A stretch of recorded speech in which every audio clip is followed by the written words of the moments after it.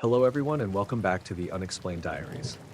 Here on this channel I share real-life encounters with beings from beyond the skies to help you unwind and drift off to sleep. Before we dive in, I would love to hear from you. Leave a comment and let me know where you're tuning in from. Now, find a comfortable spot, relax, and let's begin. I was working a late shift for a courier company out of Springfield, running packages across a bunch of small towns south of the city. It wasn't unusual for me to still be driving around 10 or 11 at night. That stretch of work week was long, holiday season, and I was running on too much coffee and gas station sandwiches. It was a Wednesday, late November. Cold, clear night. The kind where the air feels thin and sharp when you breathe. I'd just finished a drop in a little town called Riverton and was cutting through back roads toward Pawnee, then Auburn, then eventually looping back up to Springfield. I'd done that route dozens of times before. I kept the GPS running mostly for logging my deliveries, but I didn't need it. I knew those roads. Only that night, the GPS started acting weird. About 5 miles outside Riverton, it rerouted me mid-drive, saying there was a faster way to get to Pawnee.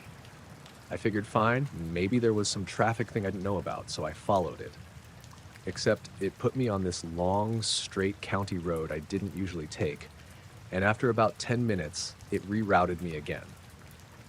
Back toward the same road I'd already been on. At first I thought I must have clicked the wrong turn without realizing, but when I looked at the map, I was exactly where it said I was. The line on the screen just kept shifting, redrawing itself in a loop. I slowed down to about 40, trying to get my bearings. Out there, it's nothing but fields and tree lines, no houses, no traffic lights, no gas stations, just black fields on either side and the occasional fence post flashing past in the headlights. That's when I saw the light. At first, I thought it was just a plane, a pale bluish-white orb ahead, hovering low just above the road, maybe a half-mile up. I squinted through the windshield, waiting for it to blink like aircraft lights do. But it didn't blink. It didn't move either. It just hung there. I told myself it was probably a tower light I'd never noticed before. Except I'd driven that road plenty of times, and there weren't any towers out there. I kept driving.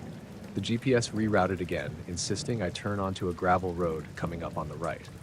I glanced at the screen, then back up, and the orb was still there. Same spot, only now it felt closer.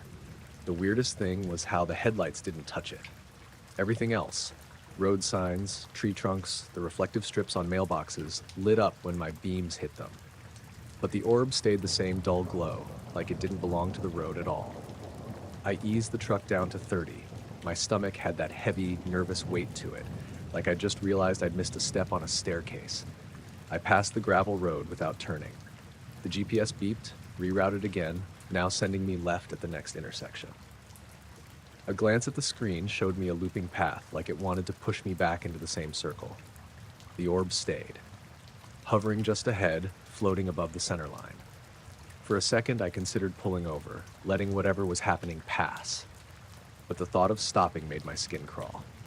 The idea of sitting still with that light hanging over the road in front of me was unbearable. I gripped the wheel tighter and kept going. About 2 miles later, the road dipped and curved. Usually you'd lose sight of anything past the bend, but the orb stayed in view, like it shifted position just enough to stay ahead of me. I could see the glow reflected faintly on the asphalt. No sound, no vibration, just that pale glow hanging steady. I rolled the window down a crack, listening. All I heard was the engine and the hum of the tires. The fields on either side were dead quiet. When I looked back at the GPS, the map was blank. No road lines, no arrow for the truck, just a gray screen with the little rerouting message in the corner. I smacked the screen once with my palm, but it didn't change. Up ahead, the orb dipped slightly, like it was sinking lower. I slowed almost to a crawl, heart hammering. For a moment, I thought it was going to drop right into the road, but it stopped about 10 feet above the ground and just hovered there, perfectly still. I don't know how long I sat there creeping forward. Maybe a minute, maybe 3. The glow lit up the edge of the hood. It was dim but steady, not bright like headlights. More like the glow of a lantern wrapped in fog. Then, without warning, it drifted sideways, smooth, silent, straight off the road and into the field on the left. The movement was so unnatural it made my skin prickle. Not like a plane banking or a drone drifting, just a sideways glide at a fixed height, steady as a machine. It passed between two bare trees, their branches cutting through the light without dimming it, then kept moving across the field until it was swallowed by the tree line. The GPS blinked back on. The map redrew itself. My location arrow popped up exactly where it should have been, and the route corrected to the main road I normally took, like nothing had happened. I hit the gas harder than I meant to. Tires spit gravel as I took the next turn, desperate to get back to a road I recognized. I kept checking the mirrors, half expecting to see that orb behind me, but the field stayed dark. By the time I hit Pawnee, I was shaking so bad I had to pull into a Casey's parking lot and sit there with the engine off. The map looked normal. Phone signal was fine. Everything was fine. But I swear, when I finally worked up the nerve to look in the rearview mirror, for just a second, I thought I saw a faint glow on the horizon behind me. Pale, bluish white. Then it was gone.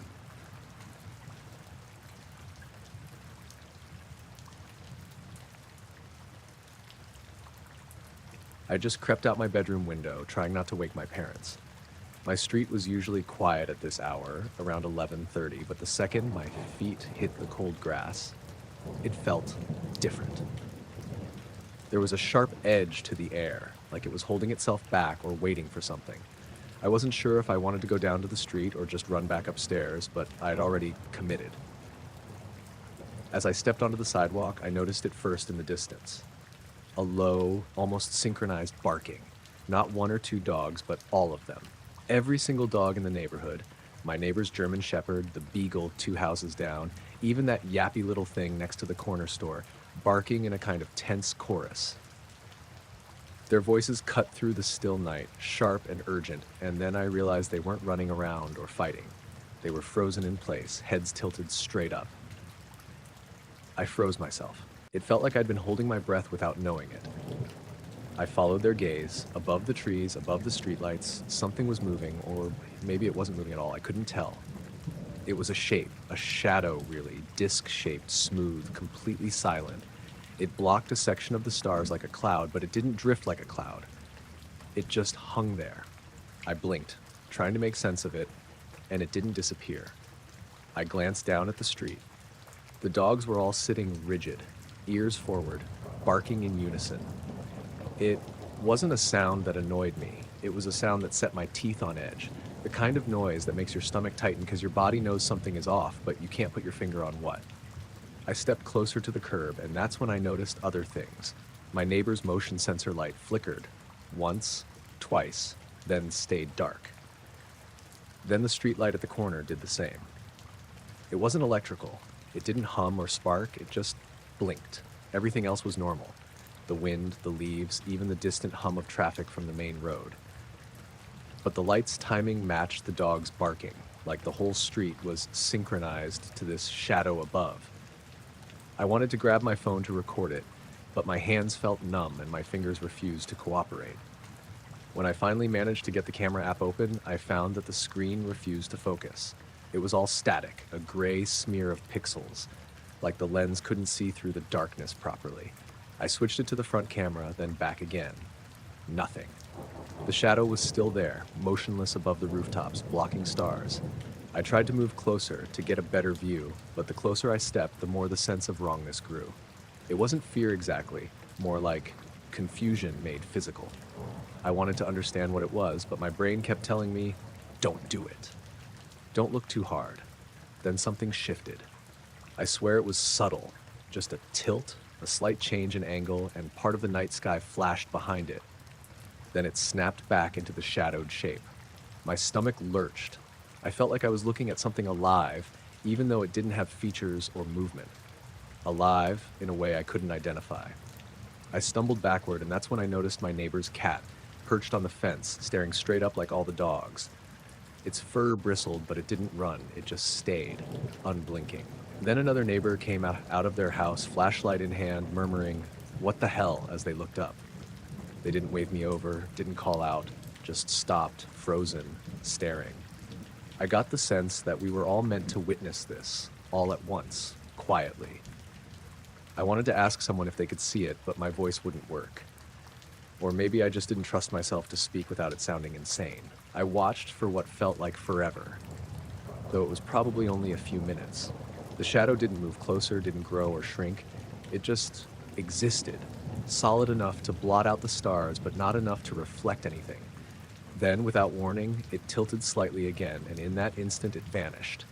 Not like it fell, not like it flew away. It just disappeared. The dog stopped barking instantly, the cat jumped down from the fence, and the streetlights flickered back on as if nothing had happened. Silence fell heavier than before, thick and sudden. I don't know why, but I didn't run. I just stood there for a long time, blinking at the night sky, trying to convince myself I hadn't imagined it. My phone worked again normally. The street looked like any other night, like the last half hour had been a dream. I walked back home slowly, checking the sky at every turn. The shadow didn't return. I reached my window, climbed back inside, and didn't speak a word to my parents. I didn't even tell my best friend until days later, and I kept it vague. I couldn't explain what I'd seen, only that it was there, that it made the neighborhood animals act as one, and that it vanished before I could do anything about it. I've been back outside at night a few times since then, just to see if it was a fluke or some trick of the stars. Nothing like it. The dogs are normal. The cats ignore the street. The stars are just stars. But every so often, when the air is still and quiet, I swear I feel the same pause in the night, the sense that something could be there, just beyond the edge of what I can see. Something waiting, silent, disc-shaped, hiding the stars. I've never seen it again, and maybe I never will, but I know it was real. I know what I saw, and I can't shake the feeling that the night hasn't quite gone back to normal since then.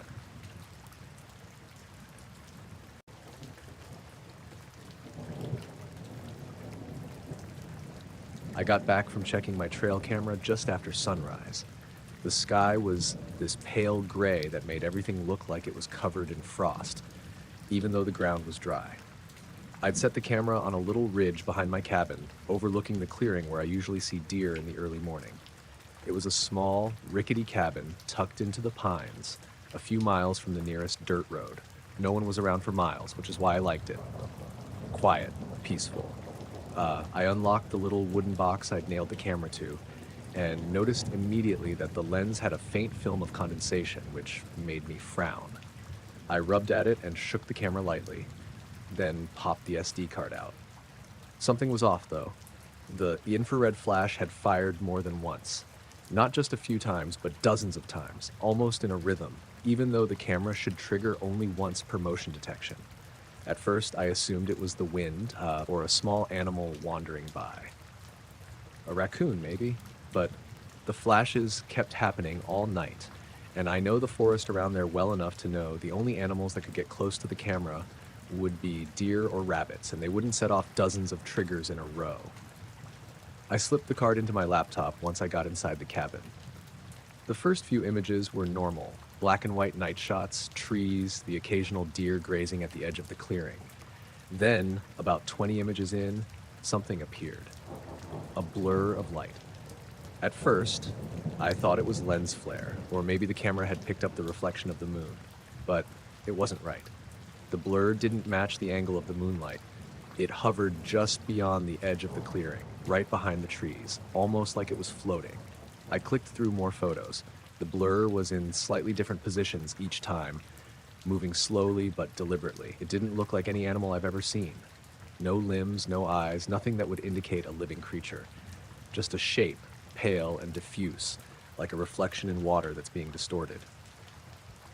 I leaned back in my chair, trying to rationalize it. Could it be my head playing tricks? Maybe a reflection from the laptop screen? I looked at the timestamps. Each shot was spaced exactly 10 seconds apart. The camera hadn't malfunctioned that way before, and I'd been using it for years. Something had been out there, and it was triggering the camera over and over. I went outside to check the clearing in the morning light. Everything looked normal. No footprints, no broken branches, nothing that suggested anyone or anything had been there. The trees were still, the air heavy with damp pine. I wandered to the edge of the clearing and tried to spot where the blur had appeared in the photos. Nothing, just shadows and light filtering through the branches. I spent the rest of the morning wandering around the surrounding woods, checking the ridges and hollows. I found a few deer tracks here and there, maybe a raccoon or two, but nothing unusual. No tracks that could explain what the camera had captured. My gut started to tighten. That blur wasn't a deer. It wasn't a bird or a raccoon. Whatever it had been there and then vanished without leaving a trace. I packed up the camera and moved it to a different spot, farther down the ridge, closer to the old logging trail. I figured if anything came back, maybe I'd get another shot, or at least see movement that made sense. That afternoon, I heard odd sounds while chopping wood near the cabin. Not loud, just rhythmic tapping. It didn't match the sound of the axe on the stump or branches falling. I paused and listened. Nothing. Just the wind in the pines, I told myself. But the tapping seemed deliberate, like someone walking across the frost-covered leaves in a slow, careful pattern. I went inside and stared out the window at the ridge where I'd left the camera. The light was fading, turning the forest into a mix of shadows and gray silhouettes. I caught movement out of the corner of my eye, a faint shimmer near the tree line. It wasn't a deer. It didn't walk. It drifted as if it were suspended. My heart kicked up and I blinked. When I looked again, it was gone. That night, I barely slept. Every little creak in the cabin, every whisper of wind made me think it was back. The camera I'd moved farther down the ridge started flashing again, this time without me even triggering it. I left the cabin's door cracked to peek outside, half expecting to see something floating beyond the tree line. But the forest stayed silent, shadows shifting with the moon. The next morning, I retrieved the SD card again. The new set of photos was just like the first. Blurs of pale light hovering behind the trees, sometimes caught closer, sometimes just at the edge of the clearing. Always the same slow, floating movement, as if it were observing. Nothing human, nothing natural. I called a friend, Rick, who's been hunting these woods longer than me. I described what I'd seen and showed him the images. He frowned and shook his head. "That's not deer, Tom. Not any animal I know. And it's not lens flare. Something's out there, and I wouldn't go wandering by yourself if I were you." I wanted to laugh it off, but the unease in my chest said otherwise. That blur wasn't random. It had pattern, purpose. The way it triggered the camera over and over, the way it appeared and vanished, it felt like it was aware I was watching. I spent the day cleaning gear and trying to keep my mind busy. At dusk, I sat back on the porch with a thermos of coffee, staring out toward the ridge. The air was crisp, leaves rustling softly, and then, just for a second, a faint glow shimmered behind the trees at the edge of the clearing. I blinked and it was gone. I went to bed early, doors locked, lights on. I dreamed of pale light floating through trees, moving against the wind, always just out of reach.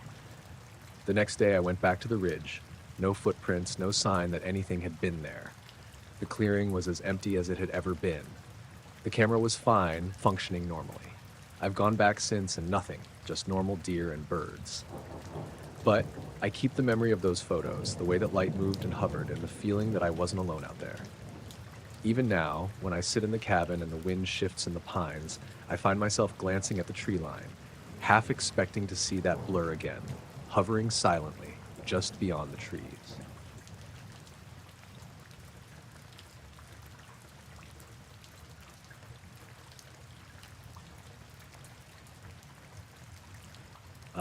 I was 16 when it happened. It was late September, the kind of night where the air felt cool but not yet cold, and the leaves on the trees were just starting to turn. I had been hanging out at my friend Lucas's house, playing video games, and I stayed later than I was supposed to.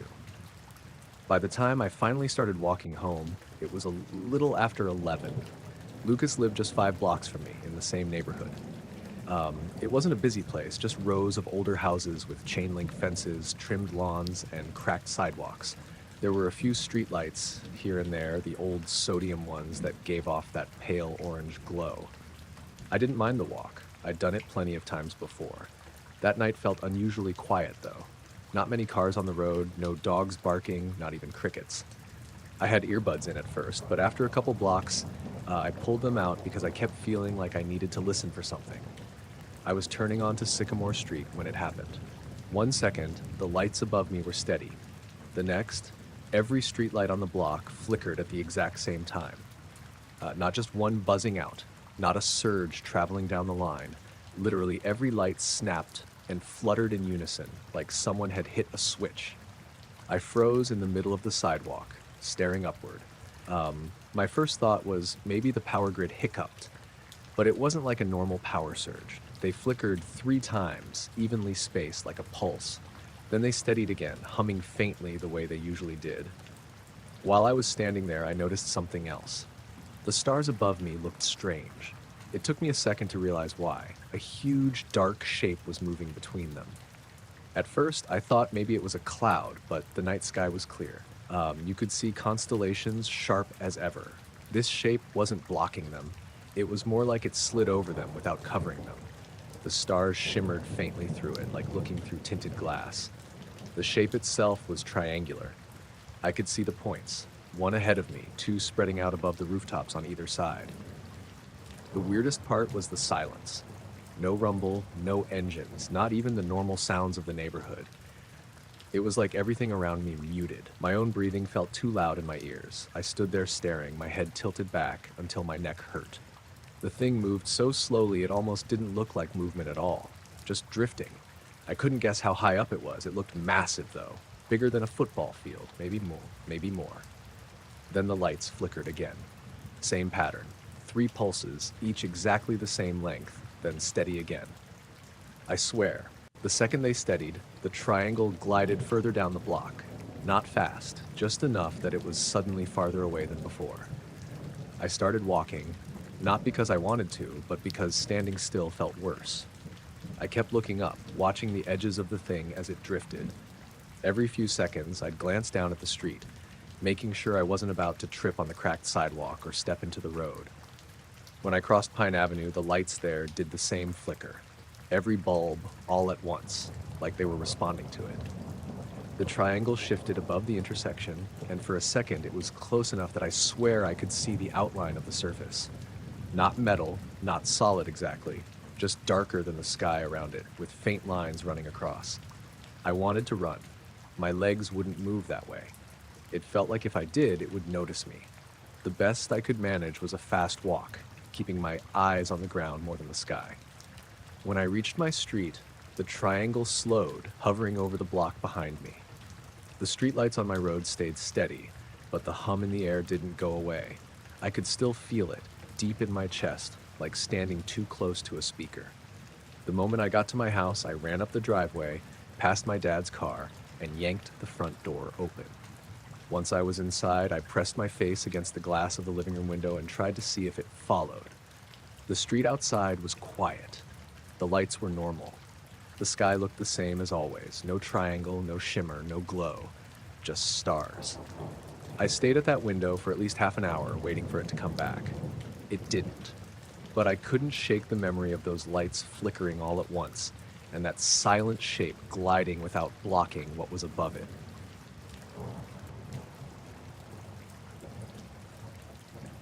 I woke up because the zipper on my tent was shaking slightly, though the wind was dead calm. I thought maybe it had snagged on the fabric, but then I noticed the soft glow coming through the canvas. I sat up, heart pounding, and realized it wasn't coming from any flashlight or lantern I'd brought. It was something else. The campsite was in the middle of the Adirondacks. I'd picked a quiet spot near a bend in a creek, far from the road, because I wanted a real night in the woods. The temperature was cool, the air damp with the morning fog, and the forest around me was silent in that way that makes the quiet feel heavy. I glanced at my watch. 2:17 a.m. I didn't move at first. The glow wasn't harsh, it was pale, almost white and steady. It lit the inside of the tent faintly, enough for me to see the sleeping bag, my boots, and the camping gear scattered around. The usual noises of the forest, crickets, distant water, a hoot of an owl, were absent. It felt like the world had been paused. I grabbed my flashlight slowly, testing the beam outside the tent. Nothing. The forest was pitch black, but the glow remained, faintly visible on the canvas where it was strongest. That's when I noticed the orb. It was hovering maybe 30 feet from my tent, just above the ground, motionless, and it didn't reflect like a normal light. The trees behind it were swallowed in darkness, but the glow itself seemed to push the darkness away in a small sphere around it.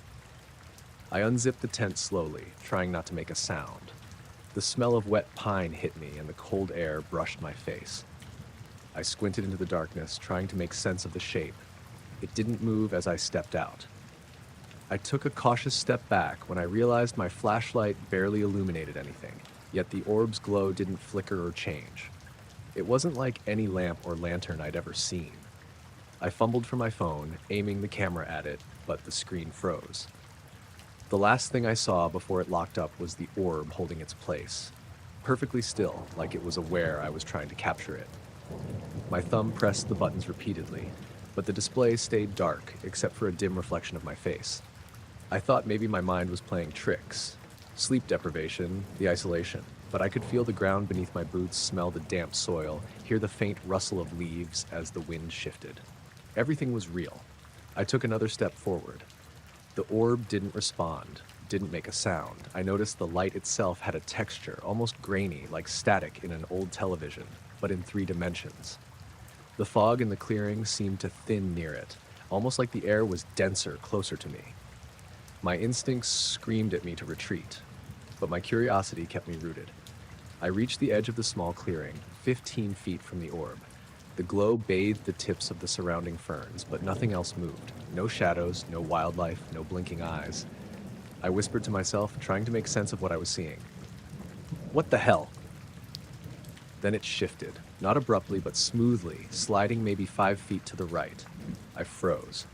The way it moved didn't match any creature or machine I knew. It wasn't flying, rolling, or gliding like a drone. It just was. Its motion had no sound, no ripple through the fog. I held my breath. I slowly took out a second flashlight and clicked it on. The beam hit the orb directly. Nothing. It didn't flare, dim, or respond. The edges of the glow stayed intact, the surrounding darkness untouched by my light. My brain tried to rationalize, maybe a reflection, maybe a rare bioluminescent fungus, maybe an animal with some kind of glow. But nothing in the woods moved like that, and nothing in the woods emits light like that, steady and unreactive. The minutes stretched. My heart thudded against my ribs. I considered running back into the tent, but I didn't want to turn my back on it. I felt like it was aware of me, not hostile, just observing. I spoke again, quieter this time. "Hey, I'm just camping. You can leave if you want." Nothing.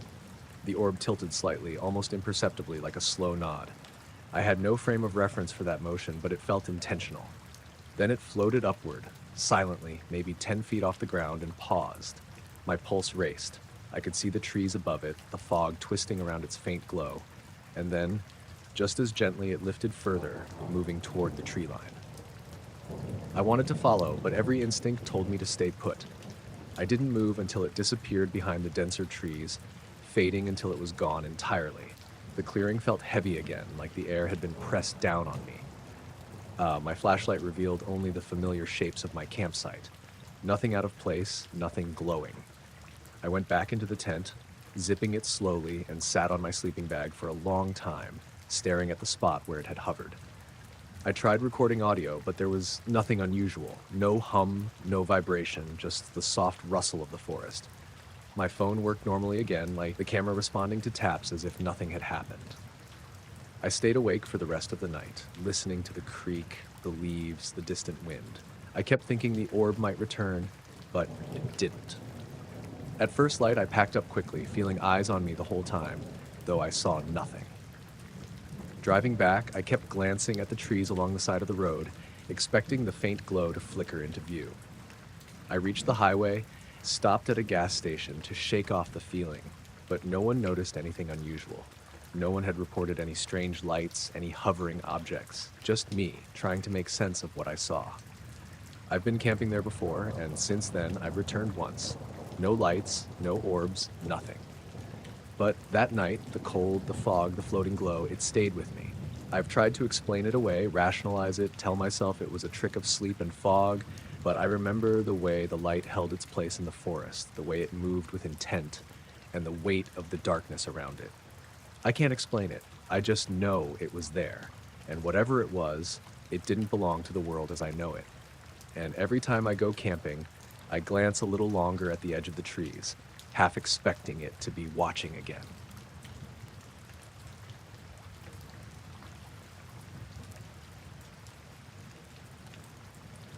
I was driving home from visiting my sister in a town a few hours out, the kind of quiet rural roads where the only traffic is tractors or the occasional pickup.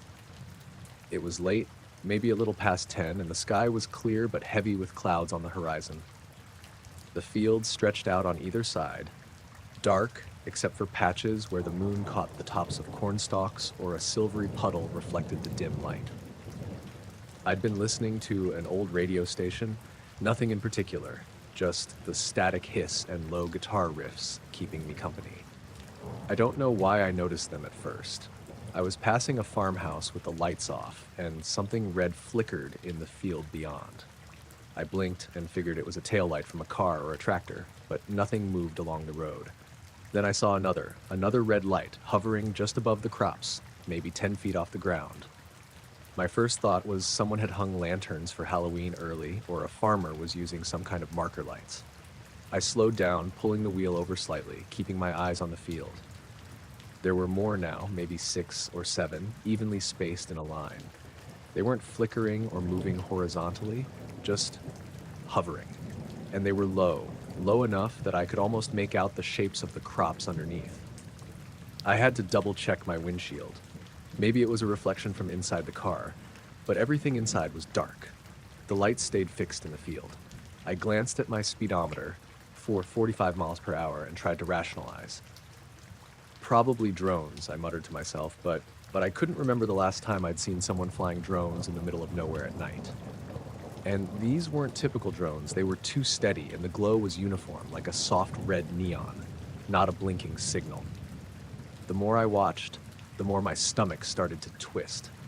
The lights didn't flicker or shift. They were perfect.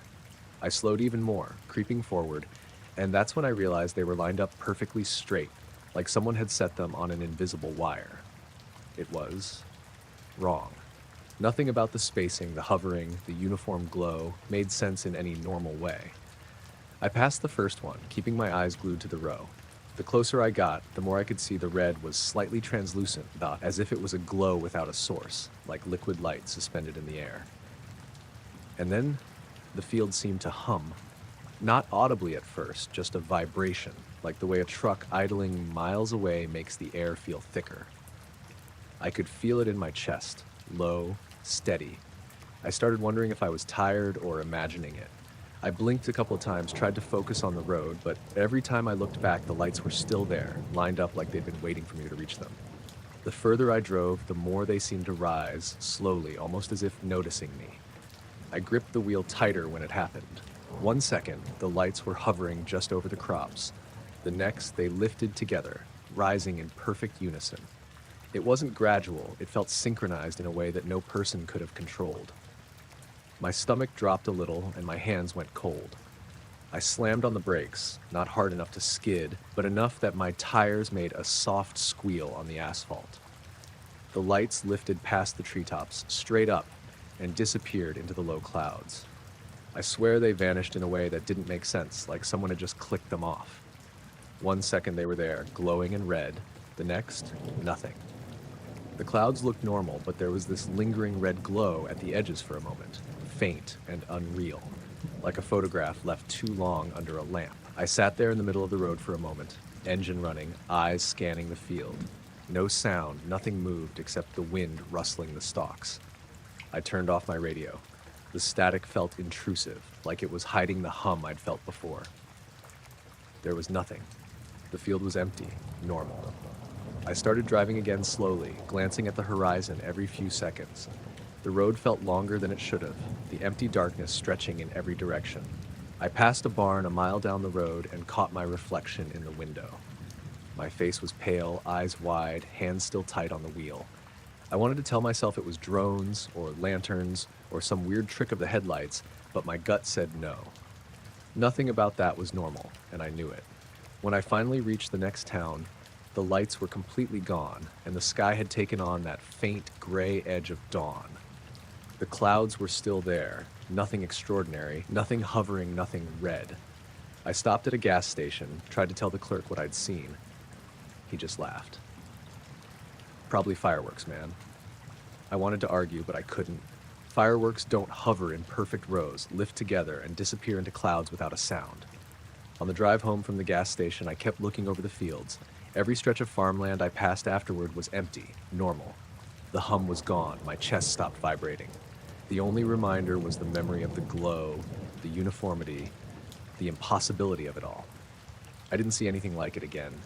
Not that night, not the week after, not ever. But every time I drive past those roads, past those fields, I find my eyes scanning the horizon automatically, half expecting that red glow to reappear. I don't know what it was. Nothing I've read or seen online fits. And I keep telling myself that for whatever reason, it didn't want to be explained. I got home safe, the lights didn't follow, and life returned to normal. The fields stayed dark, the road stayed quiet, and the world didn't bend around me. But I can't shake the image of those red lights, perfectly aligned, lifting together and vanishing straight up into the clouds. The thought lingers in the back of my mind, a small knot of unease that I can't untie. And I think I'll always notice it if I ever drive those roads at night again.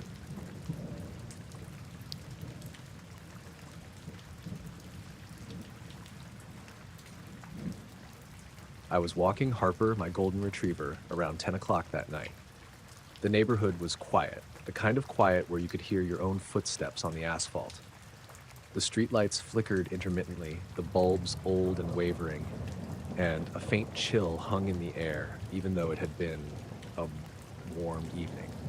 I'd taken this route hundreds of times, circling the block before heading back to the house, and usually it was just me and Harper, maybe the occasional car passing slowly down the street. Halfway down Maple Drive, Harper suddenly stopped. I didn't notice at first because he's always sniffing everything, tail wagging, moving in fits and starts. But this time he froze completely, ears straight up, muscles stiff. I tugged gently on the leash. "Come on, boy," I said. Nothing. He didn't move. His head was tilted up at the sky, eyes wide, unblinking. I followed his gaze and caught it, something I can't really describe cleanly. A dark, triangular shape, completely silent, blotting out a section of stars above the houses across the street. It wasn't moving in the way you'd expect a plane or drone to move. No blinking lights, no sound of rotors or engines. It just hovered. Solid, but not metallic looking, like a shadow with edges. My first thought was that it was a low-flying banner, or maybe a weird-shaped balloon someone had let loose. I squinted, waiting for it to shift or move in the breeze. Nothing. I felt that weird hesitation in my chest, the kind where your body reacts before your mind does. I wanted to walk, to go inside, but my feet felt heavy, glued to the sidewalk. Harper wouldn't budge either, his head still craned upward, tail rigid. Then I heard it. A faint buzzing, electrical in tone, almost like a distant transformer. It wasn't loud, but it carried across the street, vibrating softly in the air underneath my feet. I held my breath, trying to place it. There were no power lines directly above, no nearby construction. The buzzing pulsed in rhythm with something I couldn't see. It was steady, low, a soft hum that felt like it made my teeth tingle if I focused too much. I glanced at the houses. Windows were dark, no movement inside, no reflections in the glass to help me. The shape didn't change. I noticed then that the stars around it were perfectly visible, like it was absorbing the sky behind it rather than reflecting light. I tried to convince myself to move, to pull Harper and keep walking. My hand shook on the leash. Harper growled softly, a low, hesitant sound I've only ever heard when he was genuinely scared. I whispered, "It's okay, boy. Let's just keep going." I took a small step forward. The shape shifted slightly, just a little, maintaining that impossible triangular silhouette.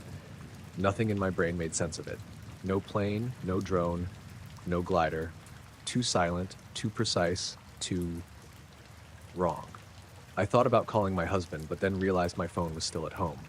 I debated whether I should turn around and run, but that would be too obvious, and whatever it was didn't seem like it would chase. Still, the buzzing grew a little louder in pulses, like making the air feel heavier. Harper refused to move. I looked down at him. His hackles were raised, tail stiff, teeth barely showing as he stared upward. I forced myself to take another step. The shape seemed to respond, or maybe it was just my eyes playing tricks. One corner of the triangle tilted slightly, and the hum seemed to rise in pitch. My pulse picked up. I didn't want to stare too long, but I couldn't look away either. There was a moment, brief, maybe 2 or 3 seconds, where the edges of the shape shimmered faintly, like heat off pavement on a hot day. Then it snapped back into perfect darkness, the triangle as solid and impossible as before. A car drove past on the main road several blocks over. The headlights caught the shape from the side. For a fraction of a second, I could see a faint outline against the clouds, almost reflective, almost metallic, but not quite. Then the shape vanished entirely. One second it was blocking part of the sky, the next the stars were back. The buzzing disappeared, leaving only the rustling of the trees and the occasional distant car. I stood there, gripping the leash tightly, feeling sweat on my palms despite the cool night. Harper looked at me, ears perked, then back at the empty sky, then finally trotted forward slowly, as if nothing had happened. I wanted to tell myself I imagined it, that it was a trick of the clouds, the streetlights, or my tired eyes. But I know what I saw. The walk home was tense. I kept glancing upward, expecting it to reappear, hovering silently above the rooftops. The neighborhood felt different somehow. Too quiet, too dark, like the air was heavier in spots where the wind didn't reach. When I finally reached my porch, I paused at the door, looking back down the street. Nothing. Just the normal night, normal stars, normal streetlights flickering weakly. Harper sniffed at the porch steps, oblivious now, tail wagging again.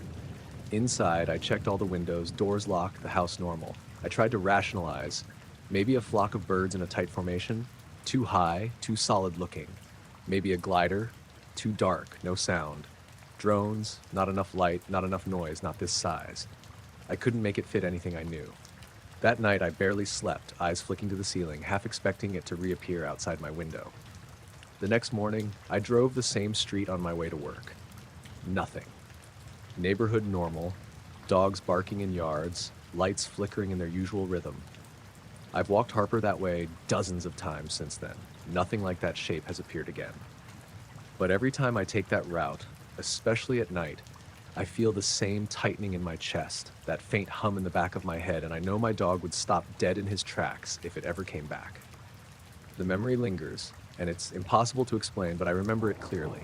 A silent, triangular shadow blotting out part of the sky, hovering there, impossibly still and pulsing faintly with that electrical buzz. It didn't move, it didn't speak, it didn't attack, it just existed.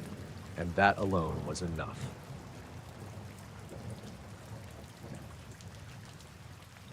I was driving through the eastern stretch of Highway 84, the one that cuts through miles of flat farmland before the foothills start to rise. It was past midnight, and the sky was mostly clear, though a thin haze from the river fog clung low to the ground. I had my rig loaded light, nothing fancy, just a dry van full of packaged produce headed toward Nashville. The radio was off, the hum of the engine and the tires on asphalt keeping me company. I just passed a small turnout when something in my periphery caught my eye. At first, I thought it was a reflection from the moon on my trailer, but it didn't quite match. I squinted, slowing the truck to a crawl. A cluster of small, pale lights hovered about 10 feet above the asphalt, directly along the length of my trailer. They weren't bright, just enough to outline the corners and edges in this faint, almost phosphorescent glow. I blinked, thinking maybe I was tired or hallucinating after hours on the road. When I opened my eyes again, the lights hadn't moved. They were there, tracing the outline of my trailer perfectly, maintaining formation as if they were tethered to it. My first instinct was to call it in, radio the nearest truck stop or dispatch, but my hands tightened on the wheel. I didn't hear any engines, no buzzing, nothing mechanical. It was completely silent. I eased off the throttle, coasting at 35, and watched. Every now and then, one of the lights would flicker slightly, but the pattern stayed. I caught my reflection in the side mirror and realized my jaw had dropped. The more I stared, the more I could see the faint shimmer where the lights didn't exactly match the trailer. They seemed to float just a bit off the surface, not touching it, not reacting to the wind from my motion. At one point, I leaned out of the cab window, trying to get a better view. My heart was hammering. The night air smelled faintly of wet asphalt and the distant cornfields, and the hum of my engine sounded unnaturally loud in contrast to the stillness around me. The trailer lights weren't headlights or street lamps reflecting. They were something else entirely, something that shouldn't have existed. I slowed even more, coasting down to 25. I could see the horizon stretching flat, the fog clinging to the fields on either side, and beyond that, stars. So many stars, clear and sharp. I thought about grabbing my phone to take a picture, but my hands shook too badly. I didn't want to take my eyes off it. Then it happened. I blinked again, just a normal, quick blink. When I opened my eyes, the lights were gone. The trailer was as dark as the rest of the rig, the asphalt stretching on with nothing hovering, nothing outlining it. My stomach dropped. I rubbed my eyes, checked the mirrors, slowed to 20. Still nothing, just the stars, distant, steady, and a faint fog hovering low over the fields. I tried to rationalize it. Maybe a farmer's LED drones from a few fields over, hovering in formation and catching my headlights, but that didn't fit. Drones don't hover perfectly in formation along a moving trailer, not silently, not without blinking or changing distance. And besides, there had been no sound, no movement from the fields at all. I eased the rig back up to highway speed, trying to shake it off. My mind raced. I replayed what I saw over and over.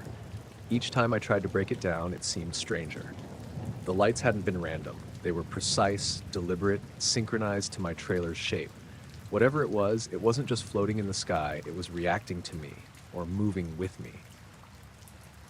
The next few miles were quiet. I scanned the sky constantly, half expecting them to reappear, but there was nothing unusual. The fog thinned, the stars shone clear again, and I forced myself to focus on the road. I didn't want to imagine anything, didn't want to tell myself I'd just lost my mind. But the memory of those pale lights hovering in perfect symmetry along my trailer wouldn't leave. Somewhere past a stretch of open cornfields, a coyote crossed the road, darting off into the dark.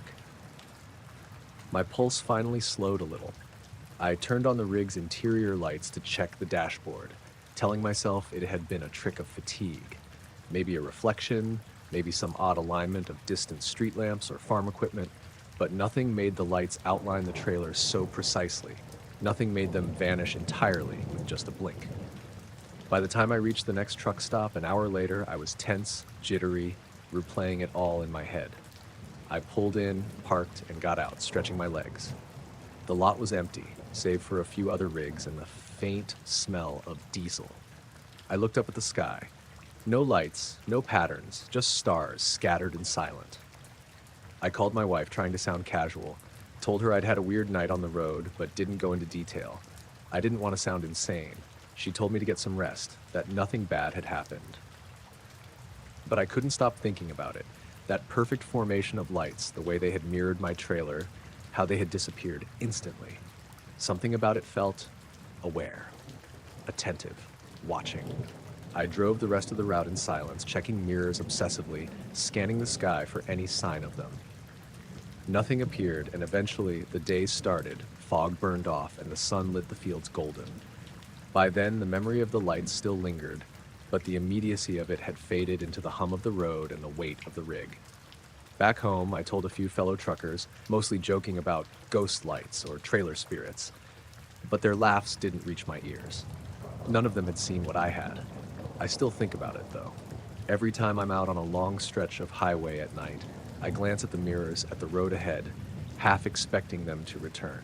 And sometimes, when the sky is clear and quiet, I swear I can feel the weight of them hovering just at the edge of vision, tracing, waiting. Whatever it wasn't something I could chase or follow, just a presence precise, fleeting, impossible to capture. And for now, that's all I know.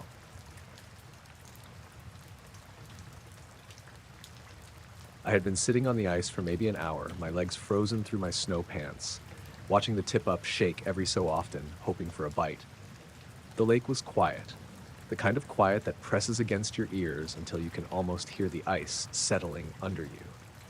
Snow had fallen lightly earlier in the afternoon, leaving everything white and muffled, and the sky was that deep gray of early evening, the kind that feels like it could snow again any second. I'd been looking down more than usual, checking the small holes I'd drilled and making sure my lines hadn't frozen when I noticed something strange. There were faint spots of light reflecting under the ice, tiny glimmers that shifted a little, almost like fish, but not quite. I squinted and leaned forward, tapping the ice with my hand. Nothing moved. No bubbles, no ripples, just the faint glow. I told myself it was just the way the sky was hitting cracks in the ice, or maybe my headlamp reflecting in some weird pattern. I shook it off and went back to my line, but the reflection stayed in my peripheral vision. Something about it made the air feel heavier.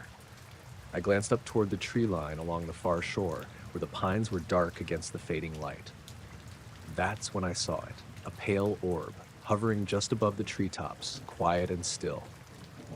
It wasn't large, maybe the size of a basketball from my distance, but it radiated this soft, cold light, the kind that makes your skin feel warmer in contrast. I froze. My instincts told me to look away, to pretend I hadn't seen anything, but my curiosity held me in place. The orb drifted slowly along the tree line, moving from left to right, almost gliding. There was no sound, no hum, no buzz, nothing.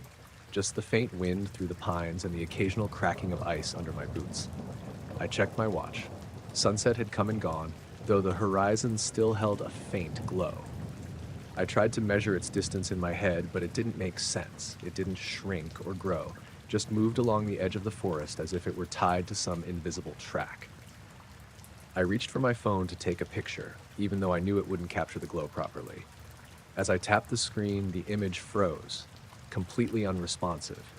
Not just lagging. The whole screen just locked on the dim reflection of the orb above the trees. I waited, pressing the power button, swiping, shaking it gently. Nothing. When I looked back up at the orb, it had shifted slightly, drifting slower now, almost deliberate. My hands were shaking, but not from the cold. I felt a tight knot in my stomach, the same feeling you get when something is wrong but you can't put your finger on it. I tried to convince myself it was a drone, or maybe some reflective balloon someone had released, but the movement didn't fit. It wasn't erratic, wasn't subject to wind gusts. It floated like it had purpose, like it was scanning, observing. Then the glimmers under the ice caught my eye again. They weren't scattered randomly anymore. They lined up, almost like they were mirroring the orb's position above. I leaned closer to the ice, curious despite the cold numbing my fingers.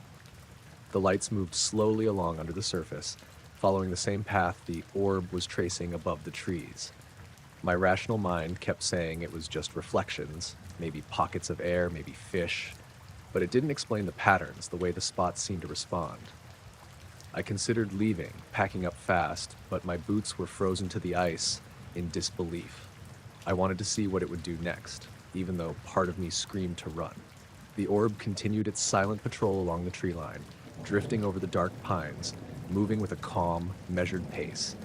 I noticed the glow beneath the ice fading slightly when it passed overhead, as if it were dimming in response. I tried calling my friend Jason, the one who usually comes with me on these late ice fishing trips, but there was no signal out here. I muttered his name, half joking, half hoping he'd appear from somewhere and tell me I was imagining it. The orb didn't react. It kept moving, slow and deliberate. I felt exposed out here, all alone, the forest vast around me, the lake flat and white, nothing between me and the trees but ice. At one point, a strong gust of wind came over the lake, whipping snow around my feet. The orb tilted slightly, as if adjusting, and I noticed a strange stillness in the surrounding air. No wind beyond that gust touched the lake. My line twitched in the hole as if acknowledging the disturbance, though nothing was caught. The reflection spots under the ice flickered in response, brightening for a second, then fading. I took a deep breath, trying to calm myself, telling myself it was some natural phenomenon I didn't understand. Maybe it was a rare ice effect, maybe some strange atmospheric reflection, maybe even bioluminescent organisms I'd never read about, but none of it explained the movement above the trees, slow and precise, or the way the glow mirrored below. Eventually, the orb reached the end of the tree line opposite me. It paused, hovering low, almost just above the tallest pines, and stayed there for several seconds. I couldn't tear my eyes away. Then it moved again, slowly retreating, tracing the edge of the forest back the way it had come, and the glow under the ice followed, though it was fading now, scattering into dim, isolated points. When it finally vanished from view, the forest looked empty, ordinary. The tree line just darkened against the fading twilight. The reflections under the ice winked out, leaving nothing but the dull gray of snow and ice. I sat there for a while, unsure if I should leave immediately or stay, trying to absorb what I'd just seen. My hands had thawed slightly, my fingers tingling. My heart rate was steadying, though my chest still felt tight. I packed up slowly, checking the lake's surface, the tree line, expecting it to reappear. Nothing. I walked back to my truck carefully, boots crunching on snow, ears straining for any sound beyond the wind and the occasional ice pop. When I reached the road, I sat in the cab, starting the engine, looking back over the lake. Nothing moved. The orb wasn't there. The tree line was just trees. On the drive home, I kept glancing at the passing pines, half expecting to see that pale glow drifting silently along the edge. The road was empty, headlights cutting through snow dust in the air. I told myself it was over, that it had been some strange optical effect, a reflection of sunset and snow, but my mind kept returning to the faint, circular glow hovering above the forest and the tiny lights under the ice that seemed to move in concert. By the time I pulled into my driveway, night had fully settled in. I left my gear by the door, went inside, made a cup of coffee, and sat staring out the window at the dark yard, trying to process what had happened. I could still see it when I closed my eyes, the orb moving slowly, deliberate, the reflections under the ice flickering in response, the wind brushing over everything without disturbing it. Even now, I can replay it in my head, and it feels like something that exists in the world, just out of reach, just beyond explanation, moving silently and watching. And I keep thinking that if I ever go back to that lake, the ice will feel heavier. The tree line will feel alive, and maybe that pale glow will be there again, tracing its path along the forest edge.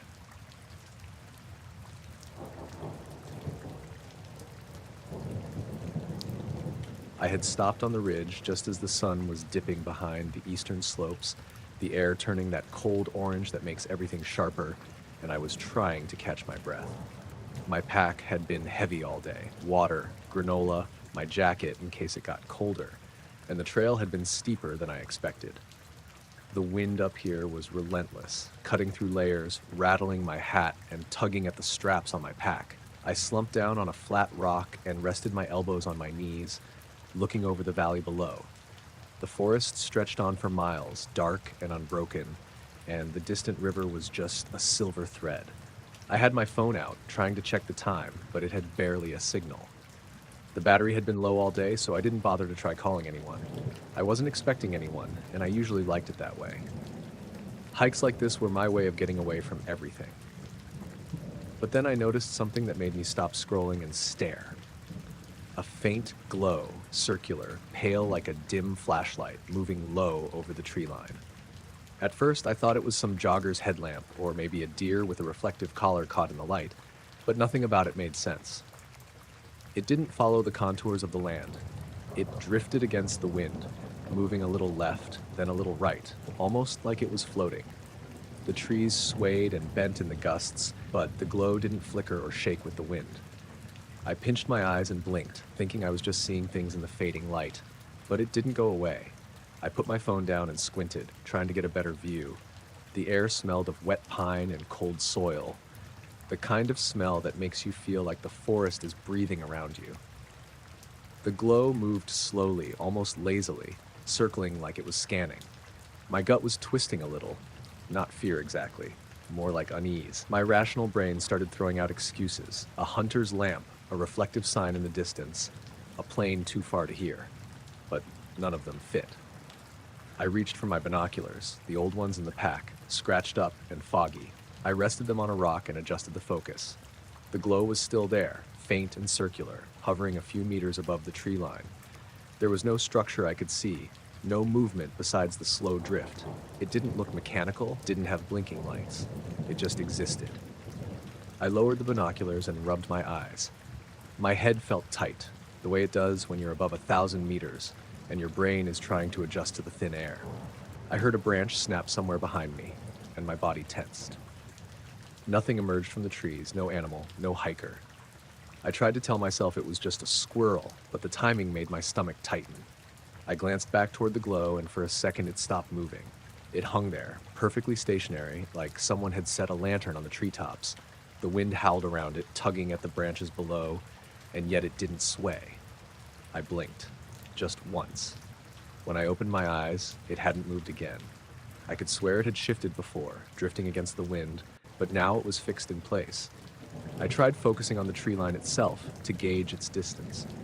It was low, maybe 100 meters away, the trees at least 15 meters tall. The glow seemed to hover just above them, pale and circular, edges soft but visible even against the deepening blue of the sky. I sat frozen, trying to rationalize what I was seeing. My phone was dead, my GPS was off, and I realized I hadn't checked the time in a while. Maybe 20 minutes had passed. I had been watching the glow for long enough that my legs ached from sitting still. I debated packing up and hiking down, but something made me stay. The wind was stronger now, cutting through my jacket, and yet the glow didn't change. Then it started fading. Slowly at first, like someone was turning a dimmer down. The edges blurred, the intensity dulled, until it was just a faint wisp, barely distinguishable from the darkening trees. I blinked again, and when I opened my eyes, it was gone. Just the forest, the wind, the distant river. Nothing else. I scanned the area, looked up at the sky, and even though the stars were coming out, I couldn't spot any hint of movement, any lingering trace. I packed up my things faster than I intended and started back down the trail, every step loud in the quiet. The woods felt different somehow, heavier, as if the air had a shape. My legs were shaking from the hike and the tension, and the sunset had long gone by the time I reached the bottom of the ridge. Back at the parking lot, I sat in my car for a while, doors locked, engine off. I told myself it was a trick of light, a reflection on my binoculars, or fatigue messing with my perception. But it didn't feel like any of that. The forest looked normal, quiet. The wind pushed through the trees the same way it always did. Yet my chest still felt tight, like I was carrying a weight I couldn't set down. On the drive home, the roads were empty, the headlights slicing through early darkness. I kept checking the side mirrors, half expecting to see that faint glow moving along the ridge, just the occasional car passing in the opposite lane. I kept glancing at the tree line in the distance, and for a moment, every shadow felt a little too deliberate. When I finally got home, I left my backpack by the door, went inside, and made a cup of tea. I sat at the kitchen table, looking out the window at the dark yard, trying to convince myself it was just fatigue. But I could still picture the glow hovering just above the trees, moving against the wind, then stopping, perfectly stationary, fading away. My mind tried to place it in context, maybe a reflection, maybe a distant aircraft, maybe nothing at all, but none of it fit the memory. I slept that night with the window cracked. I didn't hear anything unusual, just the usual suburban sounds, but I kept seeing it in flashes when I closed my eyes. The circular pale light drifting, the wind cutting around it, the trees trembling below. The next morning I drove back to the trailhead, half expecting the ridge to look different. It didn't. The trail was quiet, the forest ordinary, no sign of the glow. I checked the tree line again, careful, slow, scanning every inch. Nothing. I started my hike as usual, trying to focus on the path, the rocks under my boots, the cold smell of pine, telling myself it was nothing. But every time I remember that evening, it's like it left a shape in the air. A spot where something moved against the wind and didn't belong, hovering just above the trees before fading completely. And I keep wondering if it's still up there somewhere, drifting quietly, just out of sight, waiting for someone else to notice.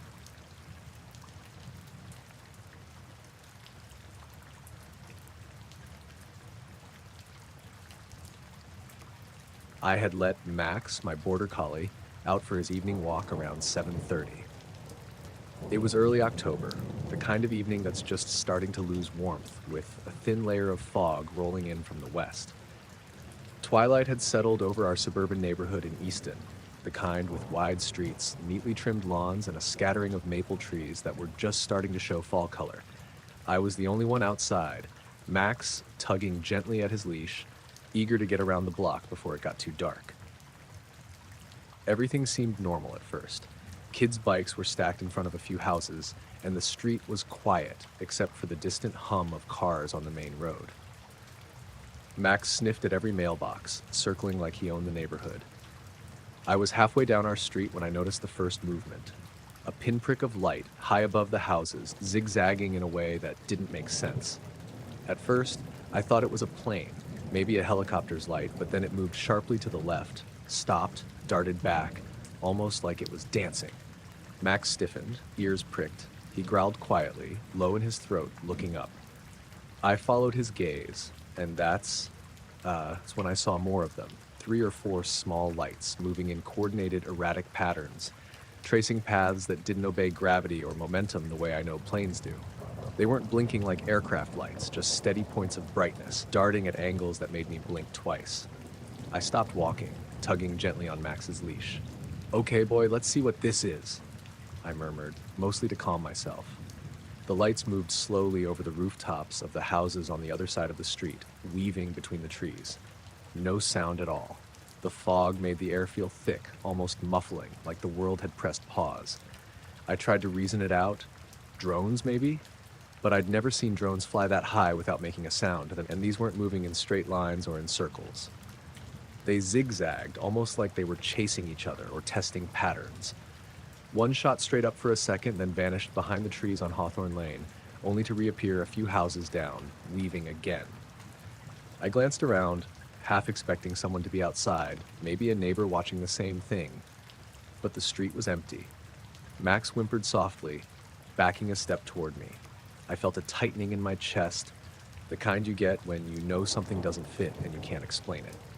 I reached into my pocket for my phone, hoping to at least get a picture or a video, but my hands were shaking. I tapped the screen, trying to unlock it, and the lights did something that made me drop the phone. They moved faster, then paused, hovering above our cul-de-sac, almost aligned like a rough triangle. My heart was pounding, and Max sat down, tail stiff, not moving an inch. I called his name, "Max, come on," tugging at the leash. I wanted to get home, get inside, but my eyes kept flicking back up. Then, as I reached the sidewalk in front of our house, the lights shot straight up, vanishing into the purple sky. One moment they were there, the next, they were gone. No sound, no trail, just empty air. I unlocked the front door, pushing Max inside, and shut it behind us. The hallway light felt too bright, too normal. I breathed out slowly, trying to calm myself, and that's when it happened.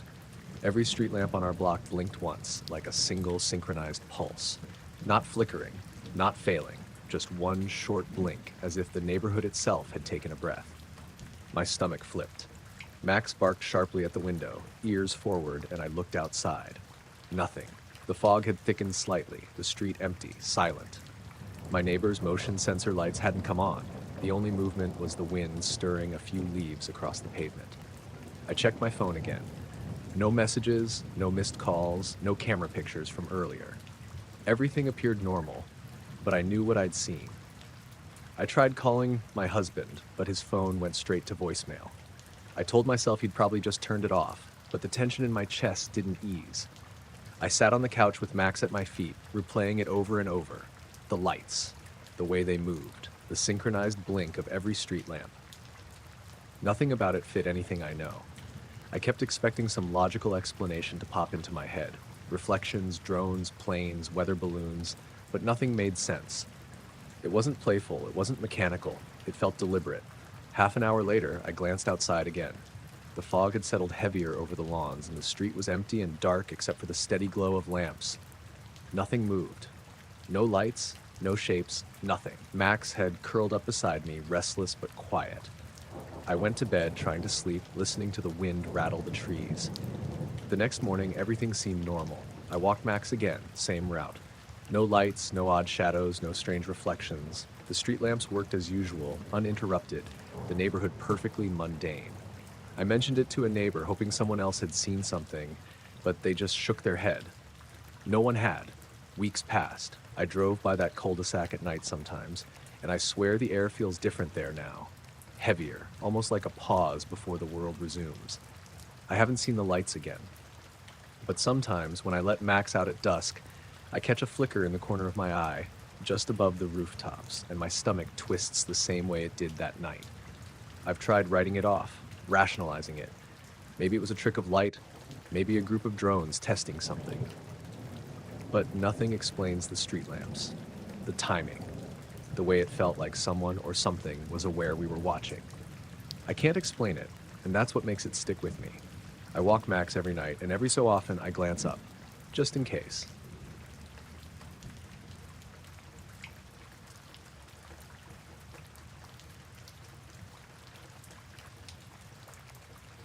I'd parked the van at the edge of Bear Creek Campground, tucked between two dense stands of pines, far enough from the main loop that the only sound should have been the creek itself and the occasional owl. It was a clear night, October, and cold enough that the air smelled like wet leaves and frost. I'd been on the road all day, 9 hours behind the wheel from Denver, and the thought of making a fire seemed like too much work. I just wanted to eat something quick, curl up, and sleep. I had my little propane stove set up inside the van, windows cracked slightly for ventilation. Max, my German Shepherd mix, curled up at my feet. The van's interior light cast a soft yellow glow, barely reaching the windows, so outside everything was in shadow. I was halfway through a can of beans when I first heard it, a soft tap. Metallic, but not loud. At first I thought maybe a branch had fallen, or a raccoon had climbed up onto the roof. But then it tapped again, a steady rhythm, slow, deliberate, maybe one tap every 3 or 4 seconds. I froze, spoon halfway to my mouth. Max's ears twitched. He lifted his head but didn't move. I told myself it was nothing, probably just the wind. But the wind hadn't been that strong all day, and the trees around me weren't shaking. Another tap, and another. I grabbed my flashlight and stepped out, trying to keep the beam steady. The light swept over the van's roof. Nothing. Just the metal and the faint reflection of the moon. I circled the vehicle slowly, Max following a few steps behind, alert but calm. No branches, no animals, nothing. The tapping continued. I stopped moving. It was definitely coming from the roof, and it didn't sound like it was from a single point. Maybe around the edge, like something small but heavy was tracing along the surface. I crouched, ran my hand over the van. Cold, dry, normal metal. Nothing. I half laughed, trying to shake it off. Probably a branch, I muttered to myself. Tree ghosts, whatever. But then it got slower, more deliberate. I held the flashlight above my head and tried to see over the van, but all I could see were shadows. The taps had a kind of echo now, not in volume but in timing, like they were aware of me watching, pausing slightly, then continuing. Max whined softly, looking at the roof, and I felt a prickle on my neck. I grabbed a long stick from the side of the van, jabbing it at the roof. Nothing happened. The tapping kept going. I waited, breathing shallow, half expecting something to appear in the light. After maybe 5 minutes, I started to move the flashlight in wider arcs. I tried scanning the trees around, thinking maybe something was hopping between branches and the van. The fog from the creek had drifted in, making the shadows thicker, everything hazy. The taps kept pace, like they were watching, reacting to my flashlight. I decided to step back, put the stick down. Max stayed close, but not tense, just attentive. The tapping slowed again, almost hesitant, and then, without warning, it stopped. Complete silence. The kind that feels loud because your ears are used to the rhythm. I stood there for another minute, waving the flashlight across the roof, across the ground, trying to catch a glimmer of something. Nothing. I went back inside the van, closed the door, but didn't turn on the interior lights this time. I just sat in the dark, Max curled on my lap, listening. The night was quiet. The wind was steady, nothing out of the ordinary, but my stomach was tight. I couldn't tell if it was relief or anxiety. After a while, I started thinking through what I'd heard. Woodpeckers? No, too rhythmic, too heavy. Branches? Too precise, no movement I could see. Animals? Maybe, but nothing I've ever encountered taps like that. I tried convincing myself it had been a dream, some trick of fatigue. I eventually drifted off to a light, uneasy sleep, Max still at my side. I woke once during the night because of a shifting sound outside, like footsteps, soft and careful. I looked out the cracked window. Nothing. The trees swayed gently, moonlight glinting off frost on the branches, but no shape moved toward the van. No tapping this time, though. I kept the flashlight on the dash, but I didn't want to open the door again. Morning came slowly, gray and misty. I stepped out to stretch and breathe in the cold air. The van's roof was bare. No scratches, no dents, nothing that might explain the tapping. I walked around the van twice, looked at the surrounding trees, peered into the underbrush. Still nothing. Max sniffed around, then wandered back to the van, tail wagging as if nothing had happened. I packed up faster than usual. The road back to Denver seemed normal, mundane even, but I kept glancing at the rearview mirror, expecting something to follow, to appear in the mist. Nothing ever did. Later, I told a friend about it over lunch. He laughed, said maybe I'd been overtired, maybe a raccoon. I couldn't argue with him. There wasn't any evidence. No camera, no mark, no sound recording. Just the memory, and even writing it now months later, it still feels unreal. But I remember the pattern of the taps, the way they paused when I moved, the way Max seemed uncertain, like he knew something I didn't. I've camped since at other remote sites, and nothing like that ever happened again. I try to rationalize it, wind, animals, maybe the metal contracting, but the rhythm, the timing, it never made sense. I've tried sleeping with the van lights on, leaving cameras out, nothing. That night, the tapping came and went, leaving only questions. Max still watches the trees sometimes when we're parked in quiet spots, ears up, alert, as if waiting for something to return. And I do too.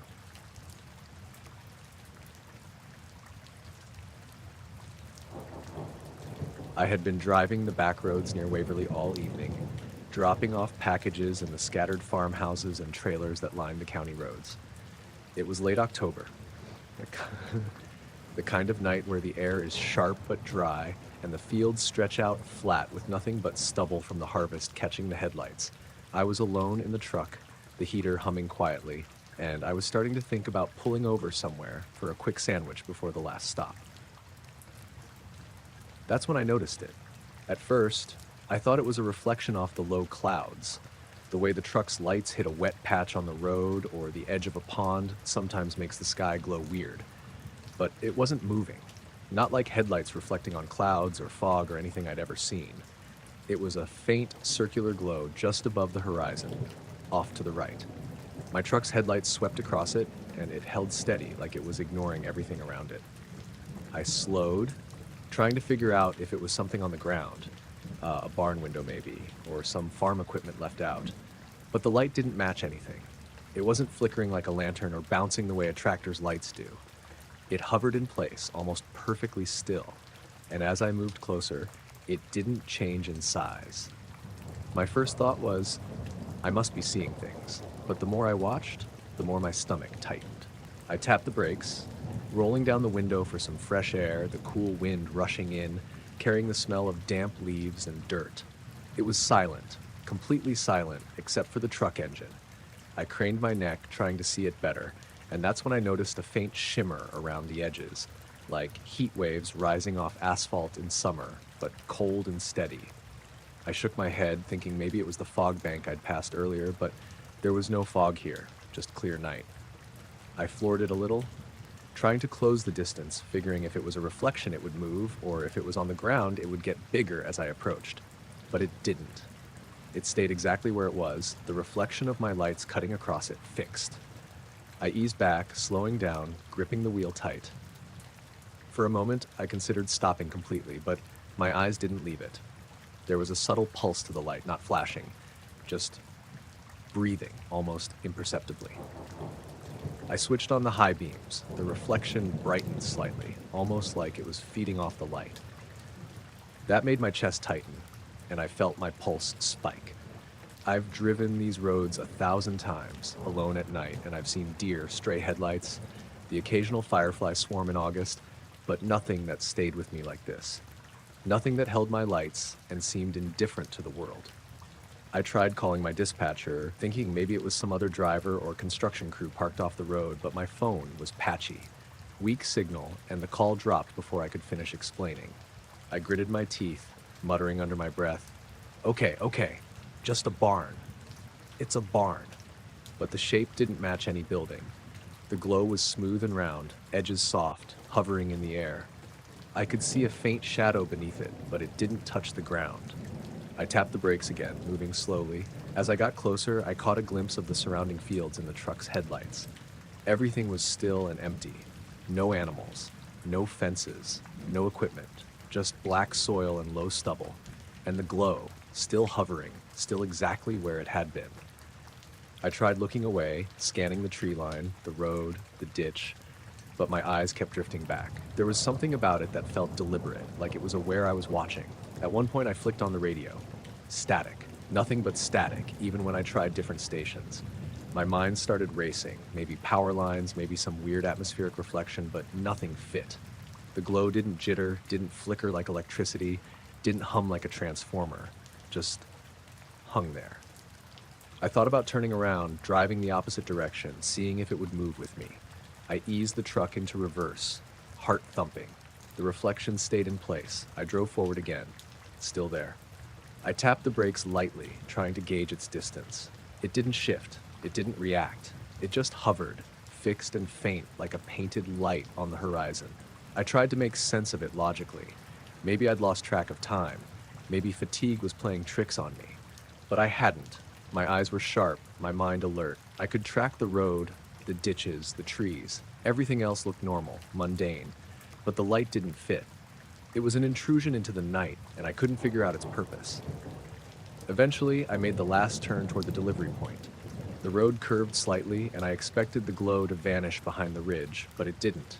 Instead, it remained fixed, now partially obscured by a cluster of trees.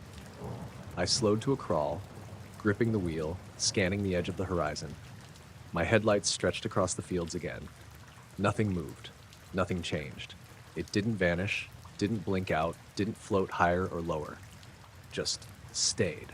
I parked near the delivery house, engine running, lights off, trying to calm myself. From here, the glow was just a pale, unmoving dot on the horizon.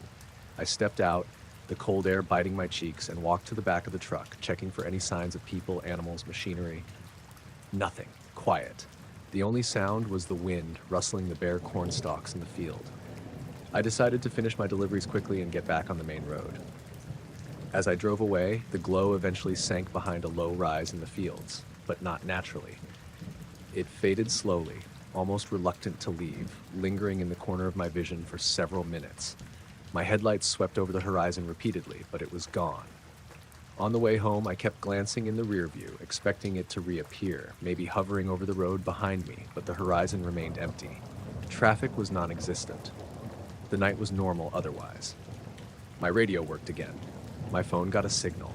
Everything returned to normal, except for that lingering sense of being observed, a pressure in the air I couldn't explain. When I got home, I parked in the garage and stood in the doorway for a moment, looking out toward the dark fields. The moon was up, illuminating the bare soil, and nothing moved. I went inside, tried to shake it off, but the image of that glow stayed in my mind. Fixed, unblinking, and absolutely unmoving, like it existed on its own terms. Even now, when I think about it, I wonder if it was a trick of light, some rare atmospheric phenomenon, or something else entirely. I drove the same route the next day, and nothing happened. Nothing. But sometimes when I drive those back roads alone at night, I swear I see a faint glow just over the horizon, and I instinctively slow down, half expecting it to still be there, waiting.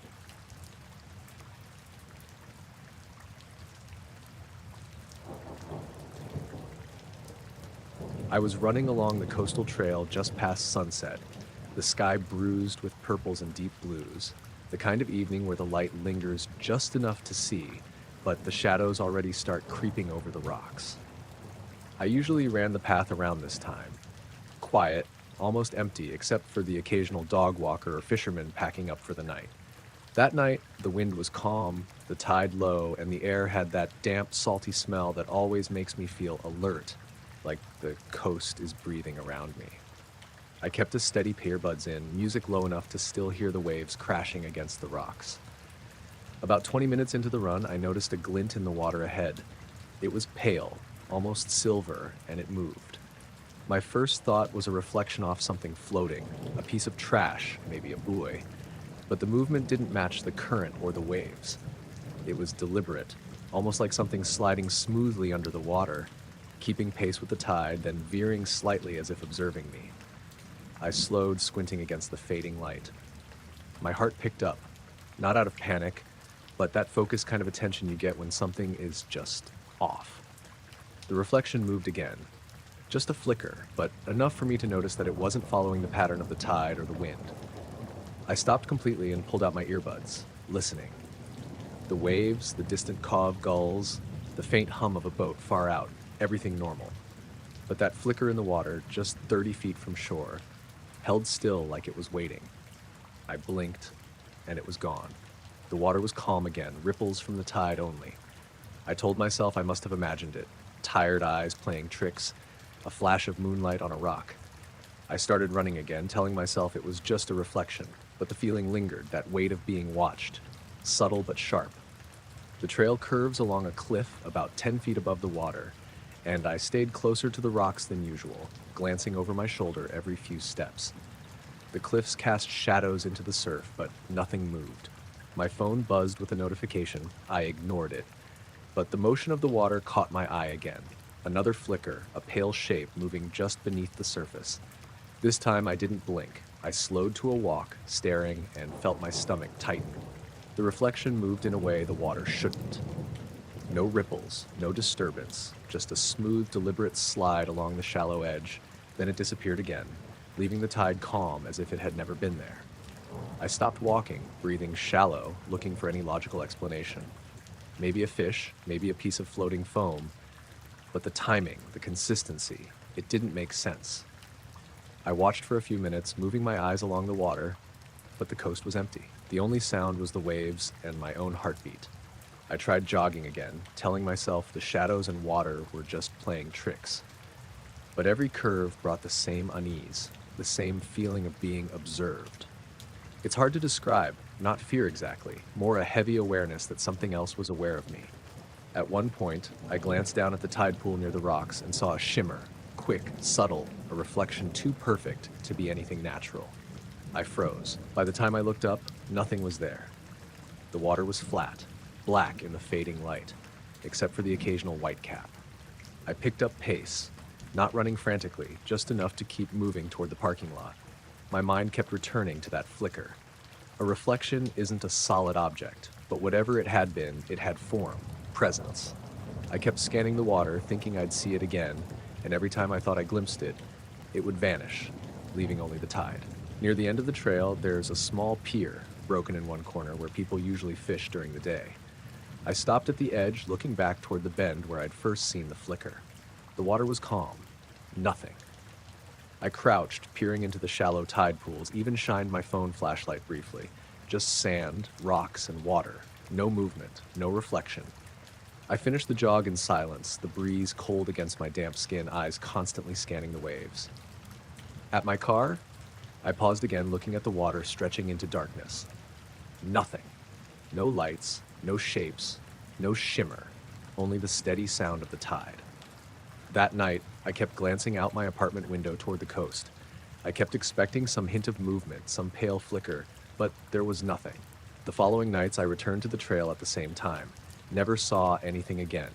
Not a flicker, not a shape, not even a reflection out of place.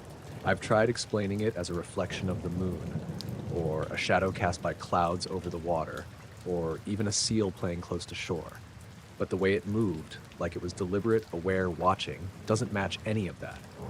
I haven't gone back running alone after sunset since, and even during the day, my eyes scan the water in the same way, half expecting to see that flicker again. It's been weeks without movement, without reflection. And yet, every time I pass that curve in the trail, when the tide is calm and the light is low, I swear I see something there. Something pale, deliberate, sliding just beneath the surface, waiting. I know it's there only in a moment, then gone before I can fully comprehend it. And I can't explain it. Not really. But I know I saw it. The water doesn't lie, and neither does that still memory of the flicker, gliding under the waves, vanishing each time I tried to catch it.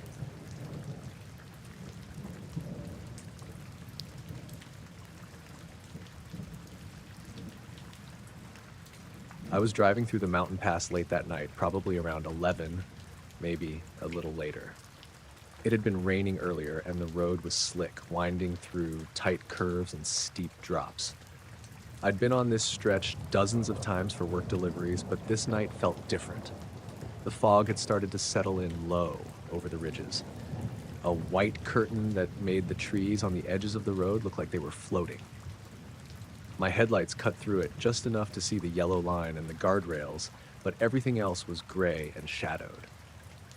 I'd just passed the last overlook when I noticed them. Headlights ahead, 2 of them, bright and steady. My first thought was another car, which made sense. The pass isn't exactly crowded at night, but you occasionally get someone driving too fast, too tired, or just out late.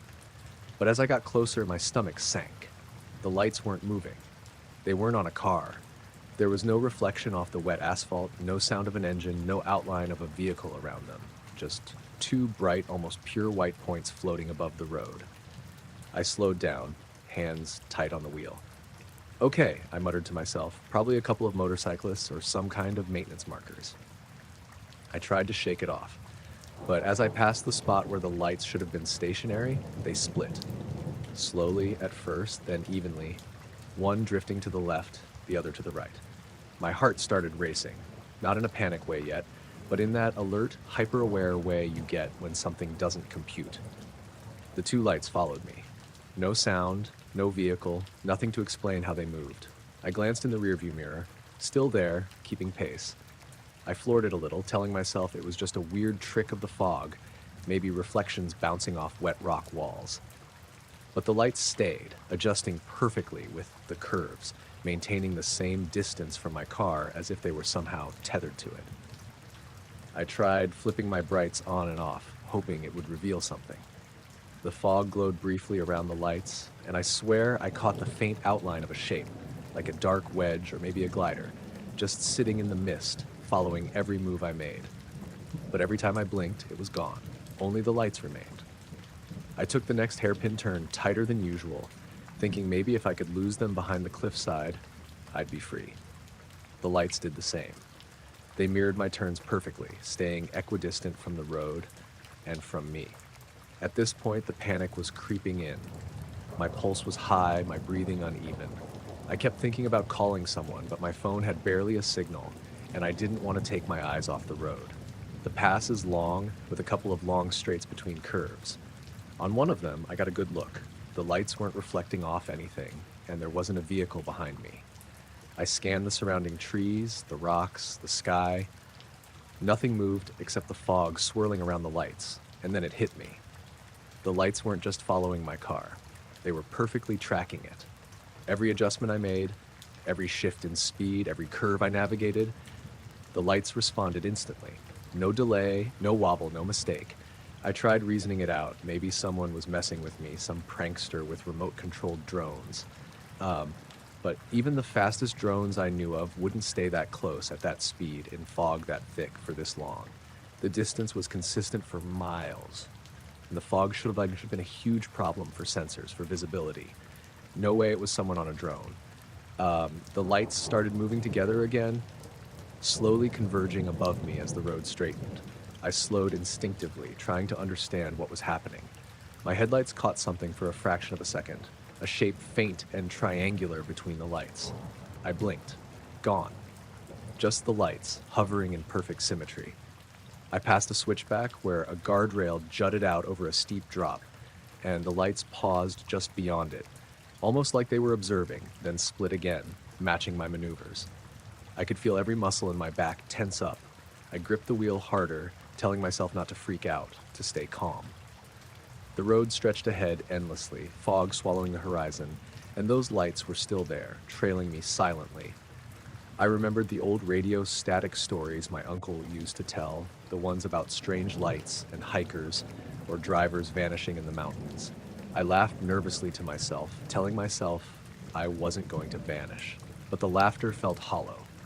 The lights had a presence, like they weren't just lights. They were aware, tracking, responding.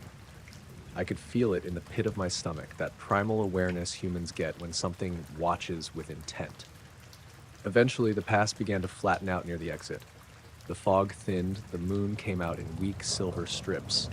I slowed, thinking maybe I'd finally be free. I watched in my rearview mirror, expecting them to follow, but instead, they halted. Suspended perfectly in the open space above the road. I took a deep breath, glancing back again.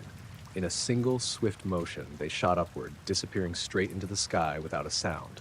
No acceleration trail, no flash, just gone. The silence afterward was heavy, almost oppressive. I sat there for several minutes, engine idling, trying to rationalize. Could have been some military tech? Drones? Optical illusions?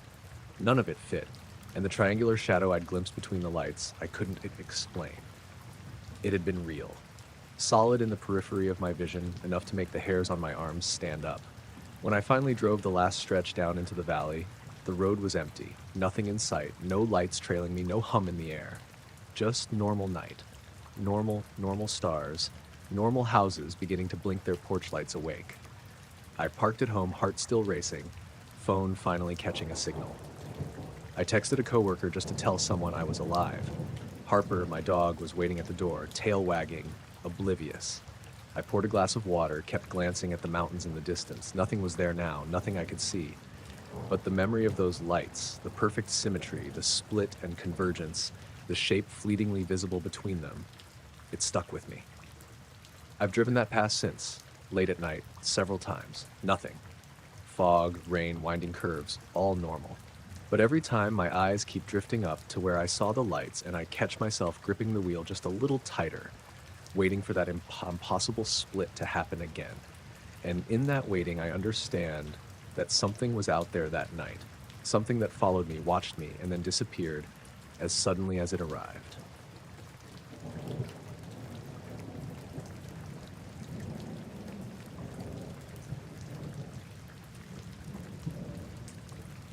I was heading out to the fields later than usual that night, checking the irrigation pumps and making sure the fences held after the storm that had passed through earlier. The wind had mostly died down, leaving a heavy stillness over the property, and the moon was hiding behind thick clouds. I could hear the faint drip of water from the troughs and the soft rustle of leaves, but otherwise, it was quiet. That's when I noticed the windmill. Its blades were creaking, slow and uneven, like they were moving against the rhythm of the wind. I froze for a second, frowning. The windmill had been here for decades, and I knew how it sounded in different winds, how it moved when the storm had passed or when it was still. This wasn't any of that. The blades swung, paused, and swung again in a pattern that made no sense. My first thought was some mechanical issue. Maybe the tail fin had loosened, but the blades weren't wobbling. They were moving smooth, deliberate, like something was pushing them in a rhythm I couldn't understand. I walked closer, squinting through the dim light, the gravel crunching under my boots. The sound was hypnotic, slow and steady, almost like a heartbeat. Then I saw it. Just above the horizon, where the last line of fields met the darkening sky, there was a circular light. Dim, pale, almost like a fading ember. It hovered. Not a plane, not a drone, nothing I'd ever seen. No blinking, no navigation lights, just a perfect, still circle. I stepped back, rubbing my eyes. Maybe it was a reflection, a trick of the wet fields, but the more I looked, the more it felt solid, present. The blades of the windmill continued their strange rhythm, almost echoing the presence of that light. I took out my phone to snap a picture, but the screen seemed washed out in the dim light. The camera could barely focus, and when I raised it again, the light had shifted slightly, just a little to the right, maintaining the same height above the horizon. I started walking toward the barn, keeping my eyes on it. Every step seemed louder, my boots crunching against the damp gravel, my own breathing uneven. The windmill's creaking remained, steady, slow, not matching the faint breeze at all. I called out, just a half joke to myself, "What are you doing out here?" Nothing, just the sound of the night. I got closer to the barn and could see the edge of the light better now. It wasn't bright, just enough to make the shadows beneath it look deeper. I could see the tree line behind it, the silhouettes of oaks and maples. There was no movement below, no animals running, no cars or distant trucks, just that light, hovering, circular, calm. I crouched down behind a stack of hay bales, my heart thumping. It felt like something was watching me, studying the property, but in a way that wasn't aggressive. Then came a noise I didn't expect. A low hum, soft but insistent, almost vibrating through the ground. Not mechanical, not the windmill, but something else entirely. I froze, listening. The windmill blades seemed to respond, speeding up slightly, then slowing, like they were in tune with the hum. My throat tightened. I wanted to call my wife, wanted to get someone else to see this, but my hands felt heavy, and the moment stretched longer than it should have. The light shifted again, this time rising slightly, then stopping, holding that position. I noticed the clouds above it moving, almost imperceptibly, but the light stayed steady, as if ignoring everything around it. I took a deep breath and stepped out from behind the hay bales. The sound of the hum faded almost immediately, and the blades slowed, returning to the rhythm of the wind, or what little wind there was. The light stayed, hovering, quiet, circular, just beyond the horizon. I went to the farmhouse, leaving the windmill behind, but the light stayed in view from the porch. I could see it from the kitchen window later, dim but persistent. I tried to think of everything it could be, an experimental plane, a reflection of the moon, someone messing with lights, but nothing fit. It moved too deliberately, held position too steadily, and interacted with the windmill in ways that made no sense. I kept an eye on it for nearly an hour, pacing back and forth on the porch. Then it started to rise slowly, almost imperceptibly, until it blended with the clouds above. I strained my eyes, but it disappeared entirely, leaving only the dark horizon. The windmill was quiet now, moving with the faint breeze as if nothing had happened. I didn't sleep much that night, listening for the creak of the blades or the hum in the wind. Over the next few nights, I checked, hoping it was some fluke, a trick of light, or a mechanical problem. The windmill moved normally. The horizon stayed empty, but I know what I saw. I can't explain the rhythm of the blades or the hovering circle of pale light that night. It wasn't a plane, a drone, or anything I've seen on the farm. I still watch the horizon when I walk through the fields at dusk, half expecting a flicker, a glow, or that soft hum to return. And every time the windmill creaks just a little off its usual rhythm, I stop, squint, and check the horizon, waiting for something I can't name to show itself again. I don't know if it was a natural phenomenon, a human experiment, or something else entirely. But that night, the windmill didn't lie, and neither did that hovering light. And even weeks later, the memory of both feels like it's still out there somewhere, just beyond the horizon, waiting.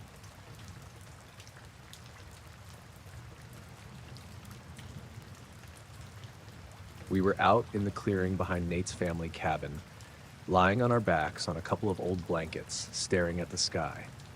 It was late summer, hot enough that we were still in shorts and t-shirts at midnight. A kind of night where the crickets never quit and the smell of grass hangs heavy.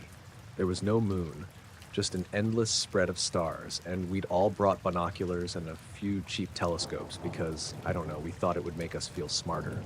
I was sprawled next to my friend Lila, who had this ridiculous habit of pointing out every constellation like she'd memorized the night sky from a guidebook. "See that?" she whispered. "That little dipper? Perfect angle tonight." I nodded, half paying attention, letting my eyes wander. Then I noticed it. One of the stars, a faint point toward the east, seemed wrong. At first I thought it was my eyes, or maybe a plane, but it didn't have the little blinking light. It was steady, too small and sharp to be a plane or helicopter. And then, impossibly, it moved, not across the sky like a satellite or plane. It dropped, straight down. Guys," I said, nudging Nate. He groaned but sat up. "What?" "Look," I said, pointing. Lila followed my finger and froze. Her jaw went tight, and for once she didn't launch into a constellation lecture. Nate squinted, then frowned. "That's not falling, is it?" The star, or whatever it was, slowed as it got closer to the tree line and then hovered maybe 100 feet above the field. It was glowing brighter now, not like any flashlight or lantern I'd ever seen.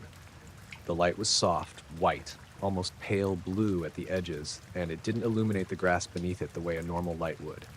The air didn't shimmer or ripple, it just hung there, and the field felt heavier. We were all quiet. Even the crickets seemed to shut up, or maybe we just didn't hear them over the thudding of our own hearts. I reached for my phone, but my hands were shaking so badly I dropped it twice before I got the camera open. The screen stayed black, like it refused to show what was in front of me. "What is that?" Lila whispered. I shrugged. I had no idea. Nate grabbed a flashlight and flicked it on, trying to get a better look. The beam hit it, and it didn't react. Didn't flicker, didn't flare, nothing. It just floated there, steady. We watched for maybe 5 minutes, though it felt longer. It didn't make a sound. Not a hum, not a whistle, nothing. Just light, and the way the air around it felt different, denser somehow. I noticed that it wasn't perfectly round. It had this very subtle shape, almost like a flattened sphere, a little wider than it was tall. The edges weren't sharp, more like it was outlined by a thin mist of light, which made it look like it was hovering in its own tiny bubble of air. I remember thinking, okay, this is definitely not a drone, not even close. Then, suddenly, it brightened. Not a flash, just a slow intensifying glow like someone turned up the dimmer. The three of us flinched a little, instinctively, and then it shot east. Straight across the horizon, no sound, no delay, nothing like anything I've ever seen move. I lost track of it in a few seconds, though the speed felt impossible, like it had vanished entirely into the night. For a moment, we just sat there, frozen. Nobody said anything. The field seemed normal again, but somehow quieter, emptier. The crickets came back, hesitant at first, like they weren't sure if it was safe. Lila finally whispered, "Did that just happen?" I nodded. Nate shook his head. "I don't know. He waved a hand. It didn't make any sense." We debated for the next hour, lying back on the blankets. Planes, satellites, meteorites, UFOs, I don't know. None of it fit. There was no sound, no contrail, no heat signature we could detect. And the speed it accelerated at was ridiculous. The more we tried to explain it, the less sense it made. We even went back to the spot where it had hovered, looking for anything unusual on the grass or in the dirt. Nothing. No scorch marks, no footprints, nothing. By the time we finally packed up, maybe 2 in the morning, the sky had started to lighten slightly with a hint of pre-dawn gray. We didn't see it again.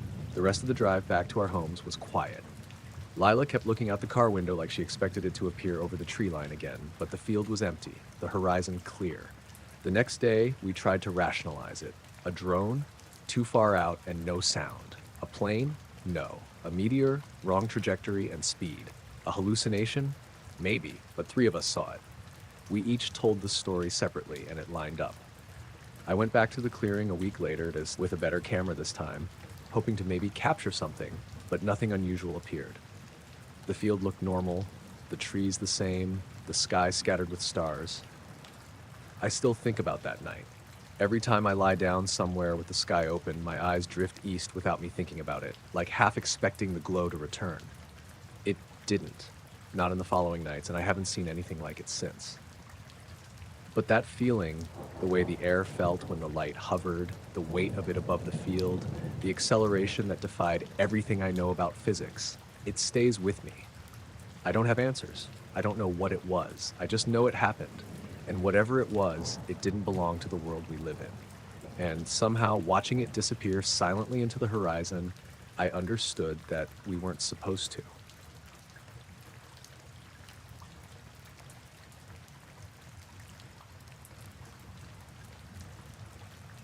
I had been driving the plow all night, trying to keep the stretch of Highway 312 clear. It's a narrow, winding road that snakes through the northern part of Vermont, and this storm had been relentless. Thick snow, wind gusts over 30 miles per hour, and near zero visibility. Most drivers had called it quits hours ago, but I'd promised the town I'd keep the road open. It was around 3:40 a.m., the kind of hour where the world outside feels entirely separate, us almost unreal. The headlights cut through the blowing snow, but only barely. My side mirrors were speckled with ice, and I had to lean forward to see down the plowed lane. That's when I noticed it. A bright light, like a handheld spotlight, floating ahead of me. I squinted. At first, I thought it was another plow or a car stranded on the shoulder, but there was nothing. No shape, no shadow, just a round, glaring white light, maybe the size of a basketball held at arm's length. It was stationary relative to the trees on either side, hovering slightly above the ground, but as I drove, it moved to keep pace.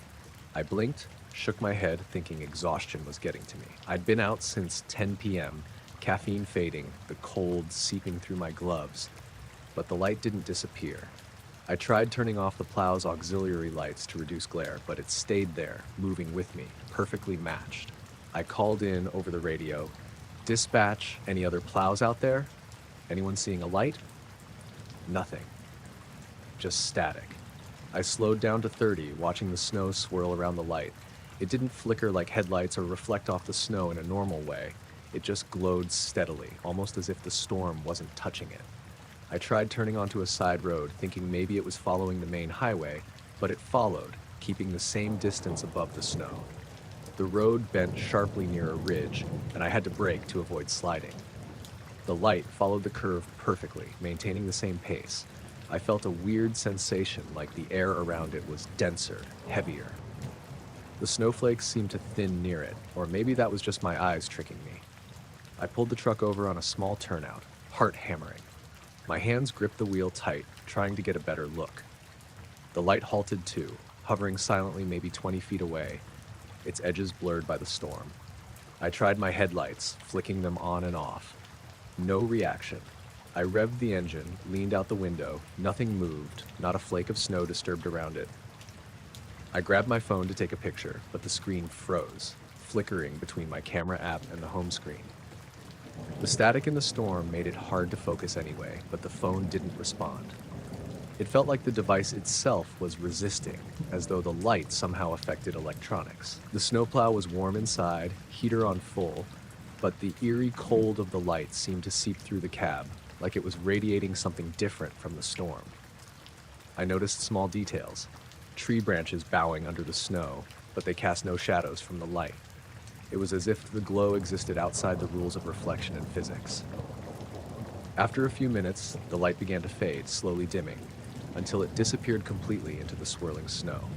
The world returned to normal, the road blanketed in white, the wind gusting, the headlights cutting through nothing but snow. I exhaled, though my chest felt tight, and sat there a while, just listening to the wind. I restarted the plow and drove the rest of the route. For the next 10 miles, I kept glancing in the mirrors, expecting it to reappear, but it didn't. The night went on normally, snow blowing across the asphalt, nothing out of place. When I got back to the garage around 6 a.m., I tried calling the morning dispatch. No one had reported anything unusual. I checked local traffic cams on my phone. No lights, no reflections, no signs of anything hovering. Just me and the cleared highway. I told a few coworkers about it, cautious not to sound crazy. Some laughed, some said it was likely fatigue or snow glare. But I know what I saw. The light wasn't a vehicle, drone, or any kind of reflection. It behaved like nothing I've ever seen, moving perfectly in time with me, stopping when I stopped, fading into the storm on its own. For the next few days, I kept thinking about it. Driving other plows, running other routes, I'd catch glimpses in the corner of my eye, a flash of white against dark trees, a reflection in my side mirror that vanished before I could focus. Always gone when I turned to look. The snowstorm that night eventually became part of a bigger system, covering much of the Northeast, but I never saw anything like that again. Not that specific light, at least. I keep driving, plowing, calling into dispatch. Life goes on, but every time the wind howls through the cab, I can't shake the feeling that something was out there, moving with me, silently, just beyond the edge of perception. I've considered cameras on the cab, night vision, recording devices, but I don't think I'd capture it. That light didn't behave like anything that exists in ordinary experience. It wasn't aggressive, it didn't make a sound, it didn't move like a normal object. It was just there, keeping pace, aware, and then gone. Some nights, driving empty roads through storms, I find myself glancing to the tree line or the space just above the asphalt, half expecting it to be there again. And while it hasn't returned, I know I didn't imagine it. Whatever that light was, it followed rules I don't understand, perfectly, patiently, and silently, like it was aware of me the whole time.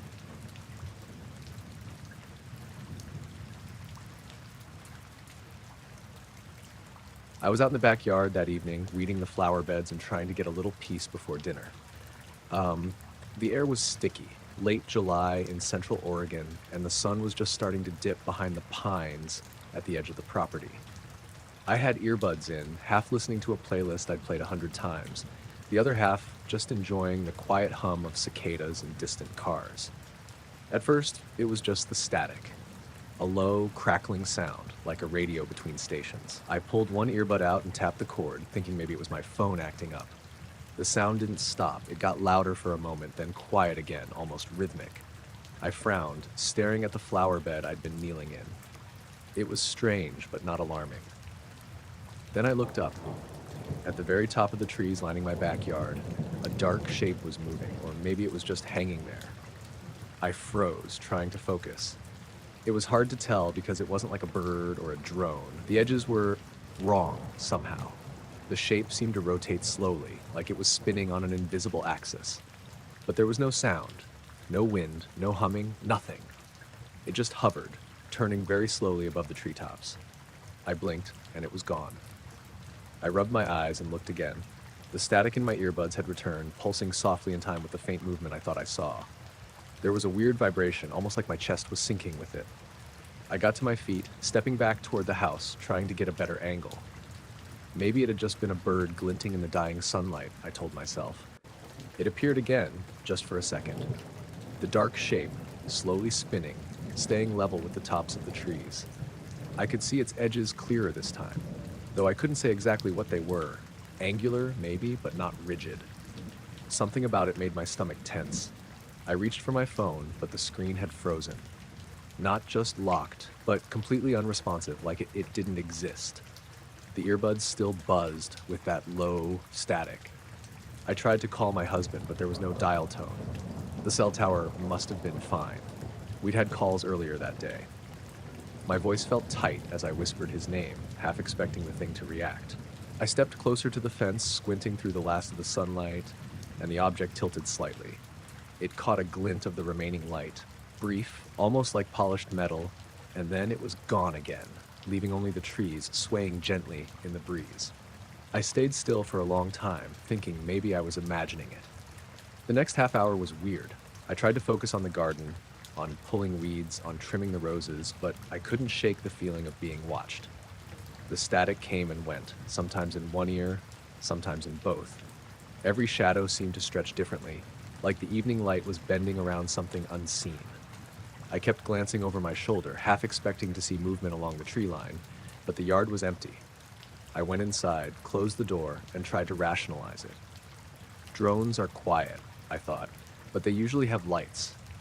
Birds don't hover silently for minutes, rotating in place. I replayed it in my head, trying to pin down what I'd seen, but it slipped away like smoke. I told myself it was probably just a trick of the light, fatigue, something I misperceived. But that night when I went to bed, I could hear a faint static in my ears whenever the house was quiet. Not the earbuds anymore. Just there. I kept imagining the shape above the trees, spinning slowly, turning without sound. Every shadow in the room felt a little wrong. I checked the windows a few times. Nothing. The treetops outside were still, black against the night sky, no sign of movement. The next morning, I went back outside with my phone in hand. Nothing. Not a trace of the shape, not a hint of glint. The flower beds were as I left them. My earbuds worked fine, no static. I checked the photos I'd taken earlier while gardening, hoping maybe I'd accidentally caught something. Nothing unusual. Just the plants, the trees, the fence. I went back to my routine, watering and pruning, but I kept glancing up. Every cloud, every shifting shadow felt like it might hide that shape. Weeks later, I still pause when the light hits the trees just right, wondering if I'll catch it again. I sometimes think about how precise it was, the way it spun, how it vanished instantly when I blinked. I've tried talking to friends, casually mentioning the static, the shape in the trees. They nod, smile politely, tell me I must have been tired or imagining things. But it doesn't feel imagined. Not really. I felt it, saw it, heard that impossible static sync up with it. And sometimes when the evening is just right and the sky is fading from gold to deep blue, I find myself in the yard again, earbuds in, listening to the quiet hum of the air, wondering if it'll appear. Hovering just above the treetops, spinning slowly, waiting for me to notice again.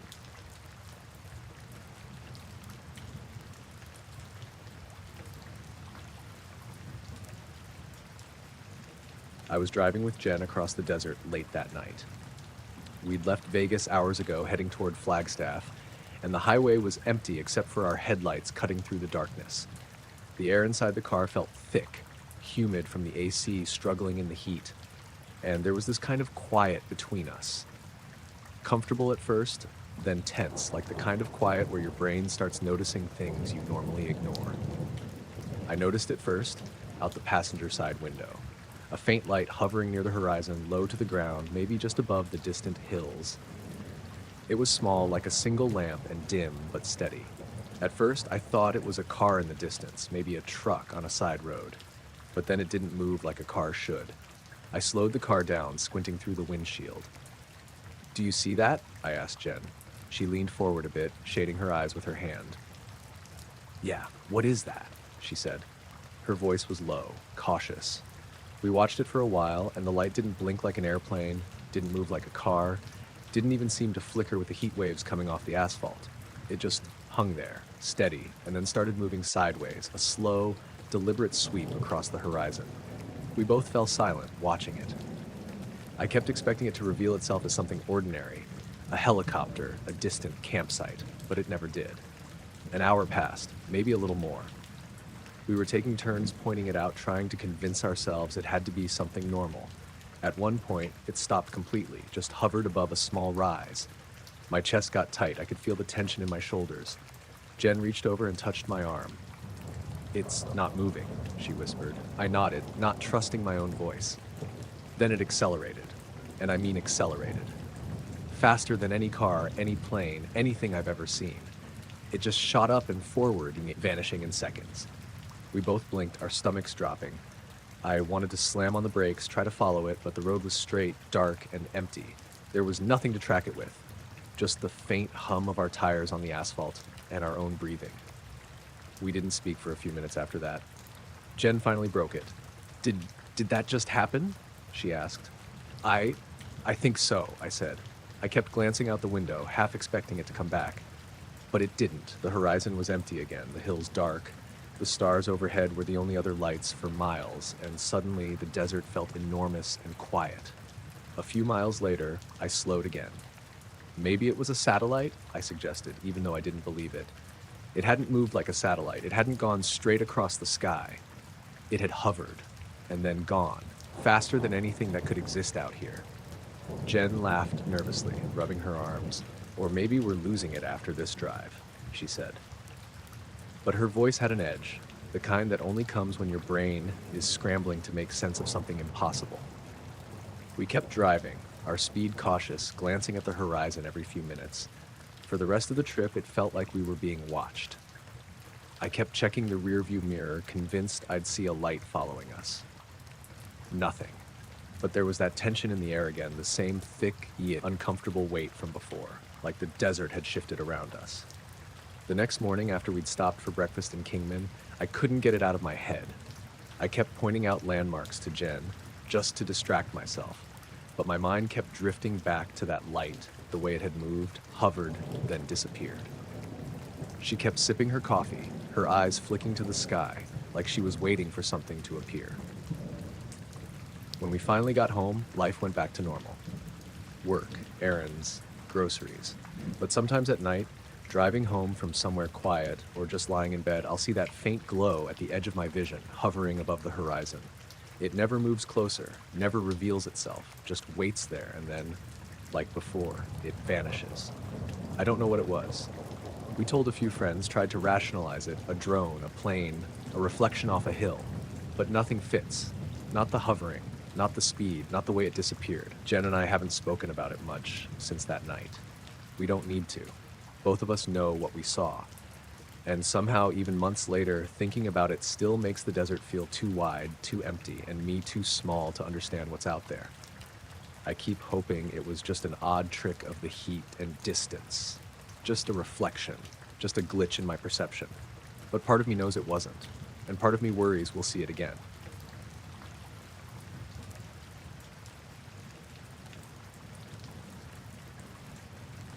I'd been hiking the eastern ridge of Blackwater Mountain for hours, just trying to clear my head. It was one of those late September evenings where the sun drops fast, painting the trees gold and orange, and the air has that crisp edge that makes you glad you wore a long sleeve. I hadn't seen anyone else on the trail all day, which wasn't unusual this far out, but it made the forest feel quieter than usual, like it was holding its breath. I stopped on a small outcrop, leaned against a tree, and took a sip of water. That's when I saw it. At first, I thought it was a trick of the sunset, a glint of light bouncing off a metal patch or something on the ridge across the valley. But it didn't move like sunlight catching on branches. It hovered, suspended in the air maybe 10 feet above the ridgeline, perfectly still, reflecting the last of the sunlight back like a small mirror. I froze. I wanted to convince myself it was just a trick of light, a shiny rock or some sort of bird catching the angle just right, but it stayed there, just floating. I fumbled with my phone, hoping to get a picture. My fingers were cold, clumsy, and I felt like my heart was skipping. I unlocked the screen, aimed the camera at the object, and the screen froze. Just a black rectangle, completely unresponsive. I tapped, swiped, even restarted the camera app. Nothing. My phone worked fine just moments before. While I was focused on it, I noticed something else. The wind had died completely. No rustle of leaves, no creak of branches, nothing. Just an odd, unnatural silence. The birds had stopped their evening chirping too. It was like the forest had paused around that object. I tried to calm myself. It's probably a drone or a reflection or some kind of weird lens flare, I muttered out loud. But then I noticed the edges. They weren't crisp. The light bent slightly, like the object was warping the air around it. That made me take a cautious step back. My stomach had that tight, sinking feeling you get when you know you're in the middle of something that doesn't make sense. I raised my phone again, hoping it would work, but it still froze. I dropped it to my side and watched. The object didn't move horizontally, didn't shift up or down. It just hung there, reflecting everything around it. And I could swear it felt like it was watching me, though there was nothing recognizable. No shape, just light and reflection. I stepped closer to the ridge edge for a better view. My boots slipped on the loose dirt, and I gripped a tree for balance. That's when I noticed movement in the trees behind me. Or maybe it was my imagination. A flicker of shadow, too quick to pin down. I spun around, heart pounding, but there was nothing. Just the forest, quiet again. I forced myself to look back at the ridge. The object was still there, and my phone remained frozen. I considered taking a picture with the flash on, but I didn't want to risk drawing attention if it, whatever it was aware of me. Then the object shifted. Not like it fell or moved, but it tilted. The light bent in a way that made it disappear and reappear, like it was phasing just enough that my eyes couldn't track it. My pulse spiked. I whispered my own name, like saying it aloud would somehow anchor me to reality. I backed up to a flatter section of the trail, glancing nervously at the ridge. The reflection shimmered again and vanished behind a small outcropping of rock. I squinted, trying to catch it, but it was gone. Just gone. No fading, no streaking across the sky, nothing. The forest had returned to normal. The wind was back. The birds were cautiously resuming their evening calls. My phone worked again, responsive as if nothing had happened. I stood there for a long moment, breathing heavily, staring at the ridge. I wanted to convince myself it was a lens flare, a trick of the light, maybe a piece of shiny debris caught in the air. But the way it had disappeared, the complete vanishing, didn't feel natural. No reflection, no shadow, no trace at all. I started hiking down before it got fully dark, keeping my eyes on the ridge the whole way. Every shadow in the trees seemed like it might be moving. Every glint of sunlight caught on a branch made me flinch. I kept my phone ready, just in case, but nothing else happened. The forest stayed quiet, normal, mundane. By the time I got to my car, parked near the trailhead, the sun was gone, leaving a cold blue twilight over the parking lot. I kept checking the ridge one last time, but it was empty. Normal. I drove home slowly, glancing in the rearview mirror as if I expected to see that mirrored shape hovering behind me. I've gone back to that trail a few times since, in the daylight, in the evenings, even at dawn. Never saw anything like it again. No object, no reflection, nothing. I haven't told anyone except my sister, and I didn't push her to believe me. Even writing this now, I can still feel the weight of it. The way it hung there, perfectly still, and the way my phone froze as if the world had paused just for that moment. I don't know what it was, and I'm not even sure I want to. All I know is that for a few minutes, the ridge didn't belong to the forest, or me, or the world I know. It belonged to something else entirely.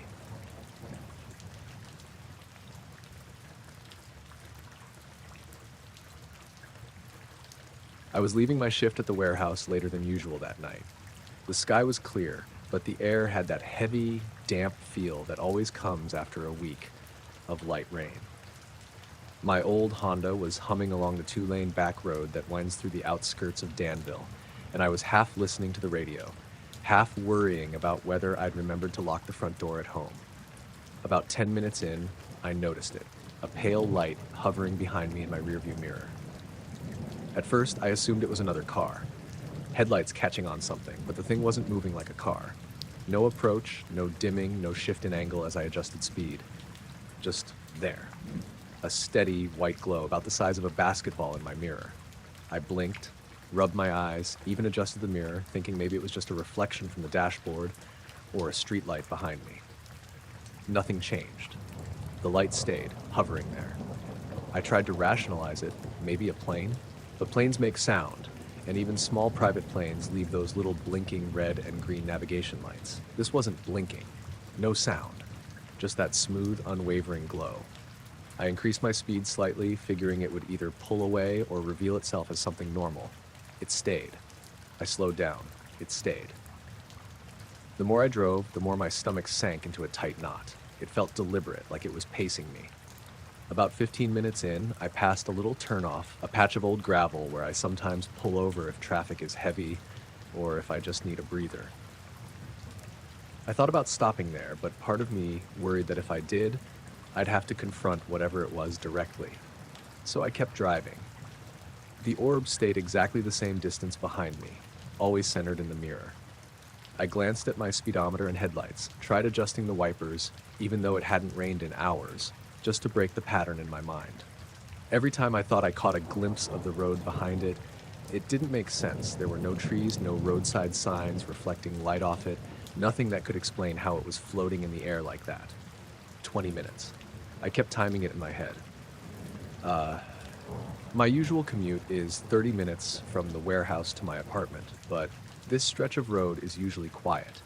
That night, though, I couldn't hear a single car coming the other way. No trucks, no motorcycles, nothing.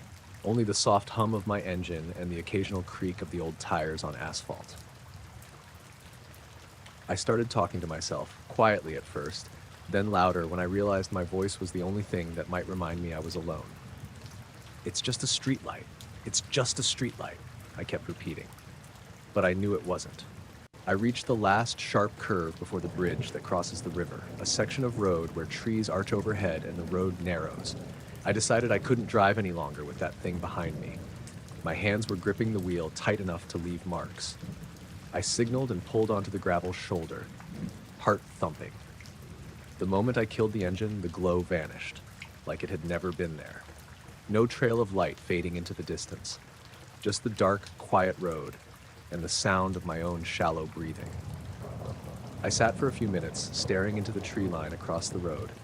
The fog from earlier was rolling in now, thin and low over the river, turning the trees into shifting gray silhouettes. Nothing moved. No lights, no reflections, nothing. I tried to convince myself it had been headlights catching the mist, or maybe a plane that had banked out of view, but something about it had felt aware. I wasn't imagining a light. I wasn't imagining it following me. And it hadn't just disappeared because I stopped. That glow had moved with me the entire way, maintaining the same distance, the same shape, the same intensity. I finally started the car again and drove slowly over the bridge, keeping my eyes on the mirror. Nothing. Not a flicker, not a shimmer, nothing. The rest of the commute home felt normal, if tense. My usual left turn onto Maple Street seemed longer than usual. I kept checking my rearview mirror, half expecting it to be waiting for me at the corner.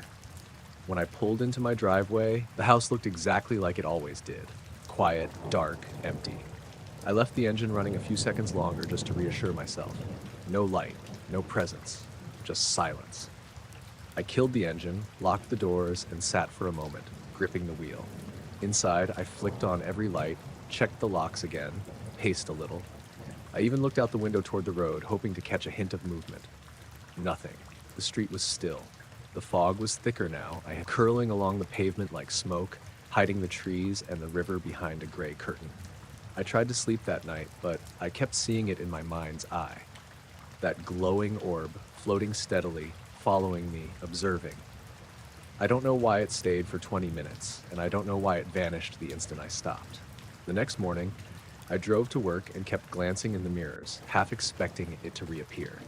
Nothing, just cars, the occasional jogger, and the early sun reflecting off wet pavement. I haven't seen anything like it since. Not in the city lights, not on any country roads. But sometimes when I leave work late and the fog rolls in low over the pavement, I catch a flicker in the rearview mirror that makes me hesitate, my stomach tightening. And for a moment I swear I see that pale glow hovering behind me, pacing silently, always keeping its distance.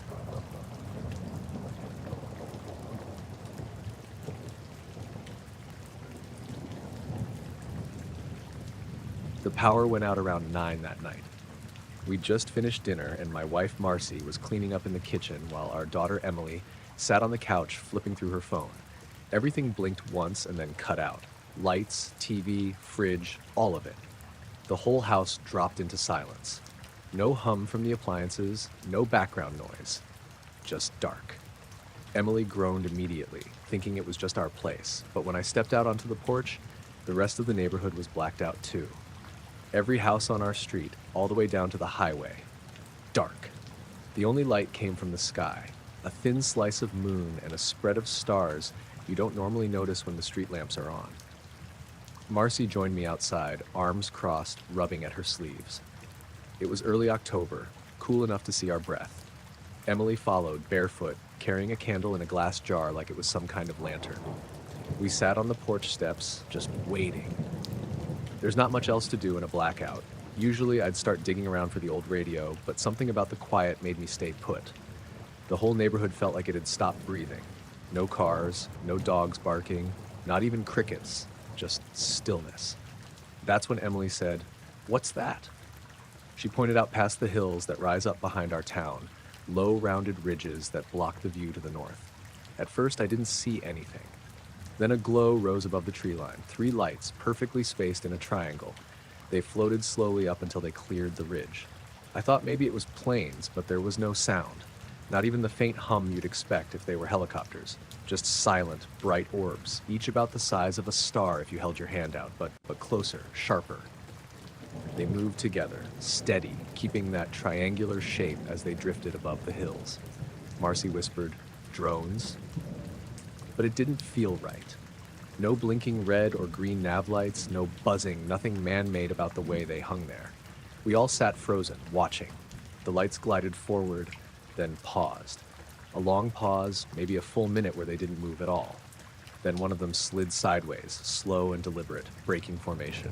It drifted maybe 50 yards away from the others, held there for a moment, then zipped back into place so fast my eyes barely followed it. Emily gasped out loud. The other 2 followed suit, one darting forward, the other shooting straight up before snapping back down. Each time they returned to that perfect triangle like magnets snapping into place. No noise, no trail, just movement too clean to make sense. We sat there, barely breathing, watching them repeat this strange dance. Separating, darting in random directions, then reforming instantly. The triangle never wavered, never tilted. Always equilateral, no matter how far one strayed before returning. At one point, all 3 drifted closer, hovering maybe half a mile from where we sat. Close enough that the light from them cast a faint glow over the ridge, bright enough to outline the tops of the trees. It wasn't a beam, not like a spotlight, more like the air itself was lit up around them. Marcy reached over and grabbed my hand. Hard. She didn't say anything. The lights stayed there, unmoving for what felt like forever. Then, without warning, they shot upward in unison, climbing fast, not a curve, not an arc, straight up. They went so high so quickly that they looked like stars again, lost in the sky. Then they just blinked out, all at once. Gone. The 3 of us sat there, staring at the empty sky. The power in the neighborhood stayed off another hour, but none of us went back inside. We just stayed on the porch, waiting to see if they'd come back. They didn't.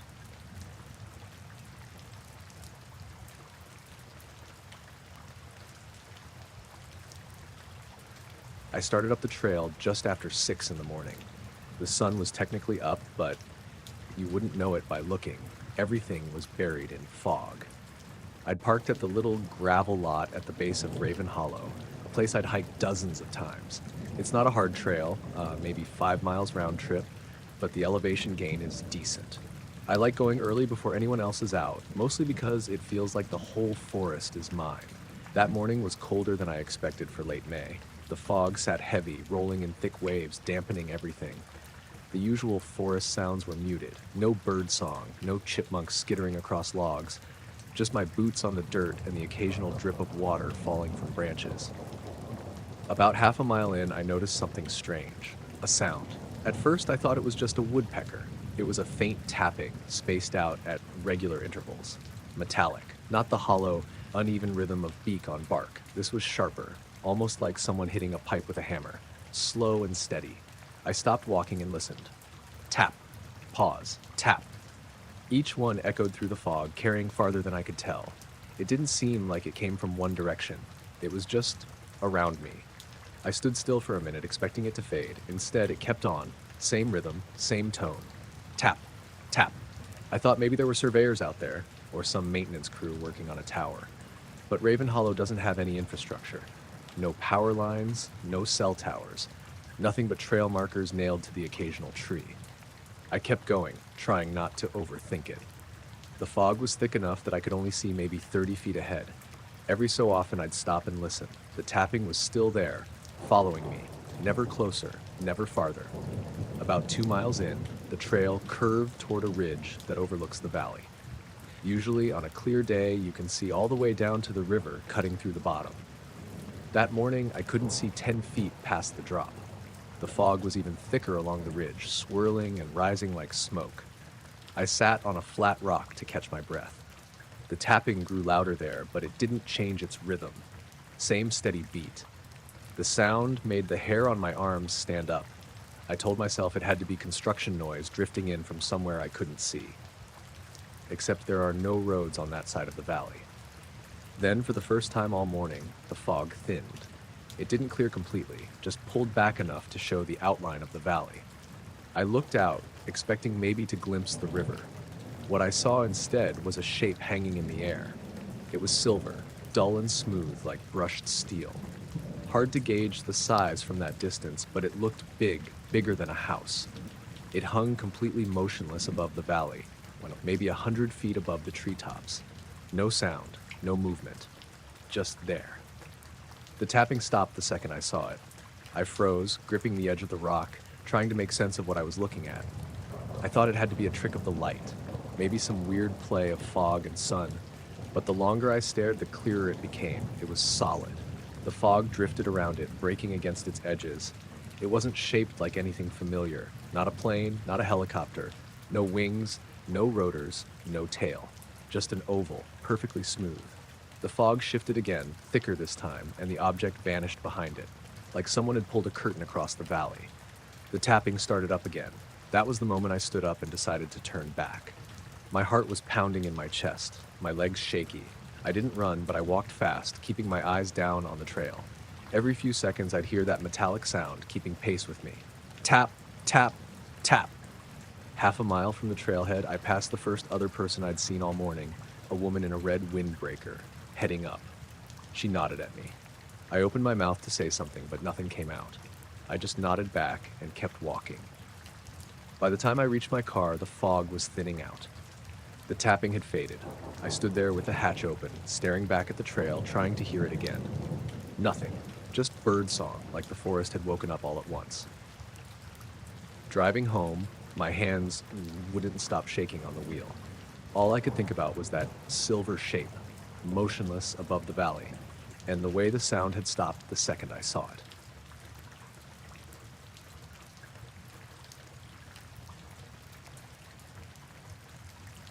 It was late August, the middle of tuna season, and I'd taken the boat out farther than usual.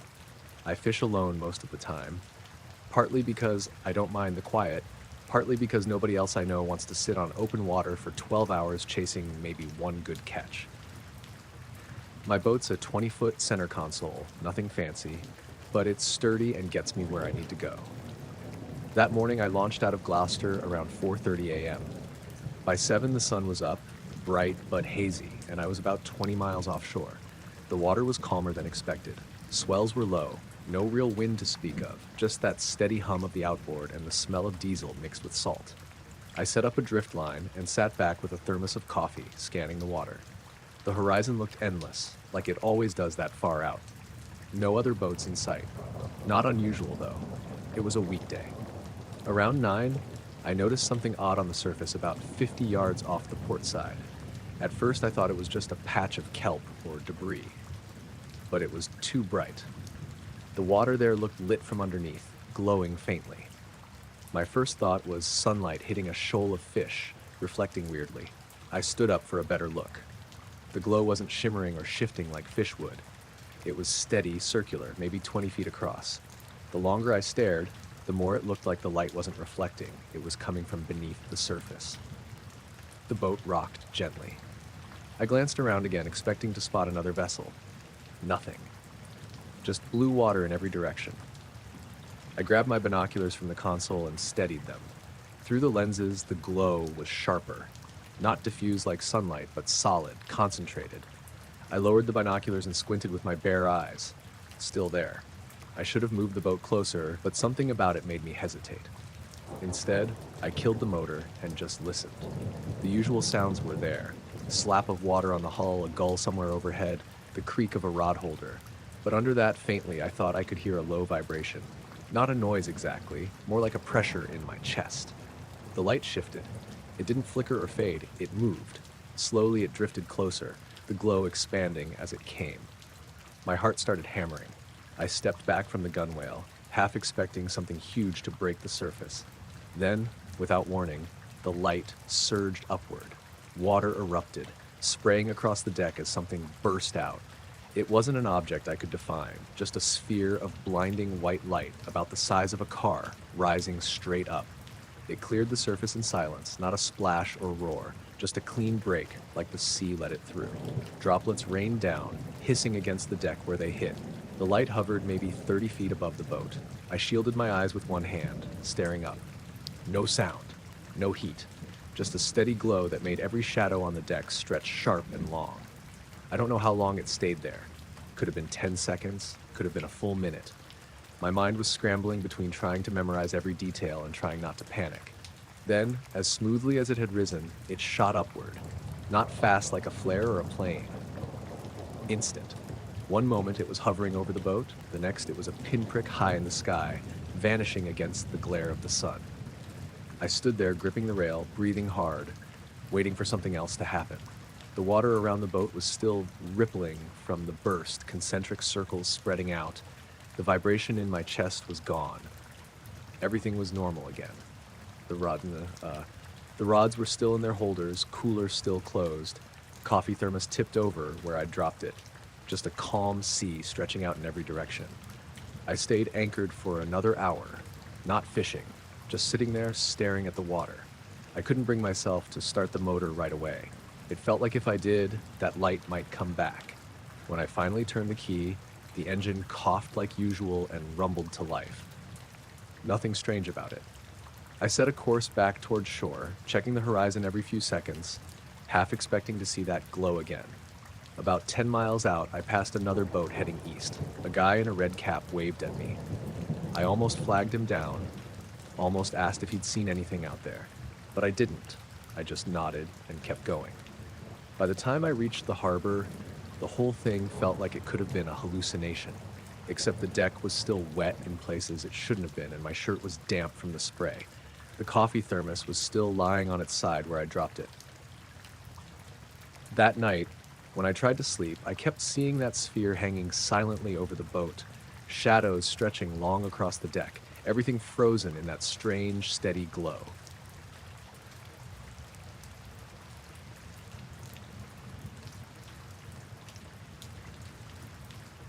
I woke up because the dog was whining. Molly sleeps in a crate at the foot of the bed, and she's usually silent through the night. At first I thought she just needed to go out, but then I noticed the glow coming through the curtains. It wasn't steady. The backyard floodlight was flicking on and off. I lay there for a second, listening. No footsteps, no voices, nothing. Just that sharp click of the sensor tripping, then dark, then bright again. Over and over. At first it seemed random, but after the third or fourth cycle I realized it was keeping a rhythm. On for about 2 seconds, off for 2. Almost like a metronome. Molly gave a low growl. Not her usual bark. More of a rumble, like she was afraid. I got out of bed, slipped on my hoodie, and pulled the curtain back. The floodlight shone straight across the yard, white and harsh, then cut out, leaving the grass in black shadow, then back on. Every blade of grass lit up in detail, then vanished again. I figured it was the sensor going bad, though it had never done that before. But when it clicked on for the 5th time, I saw something that made my stomach drop. The beam lit up the roofline of the detached garage at the back of the yard, and above it, just barely visible, was a darker shape against the night sky.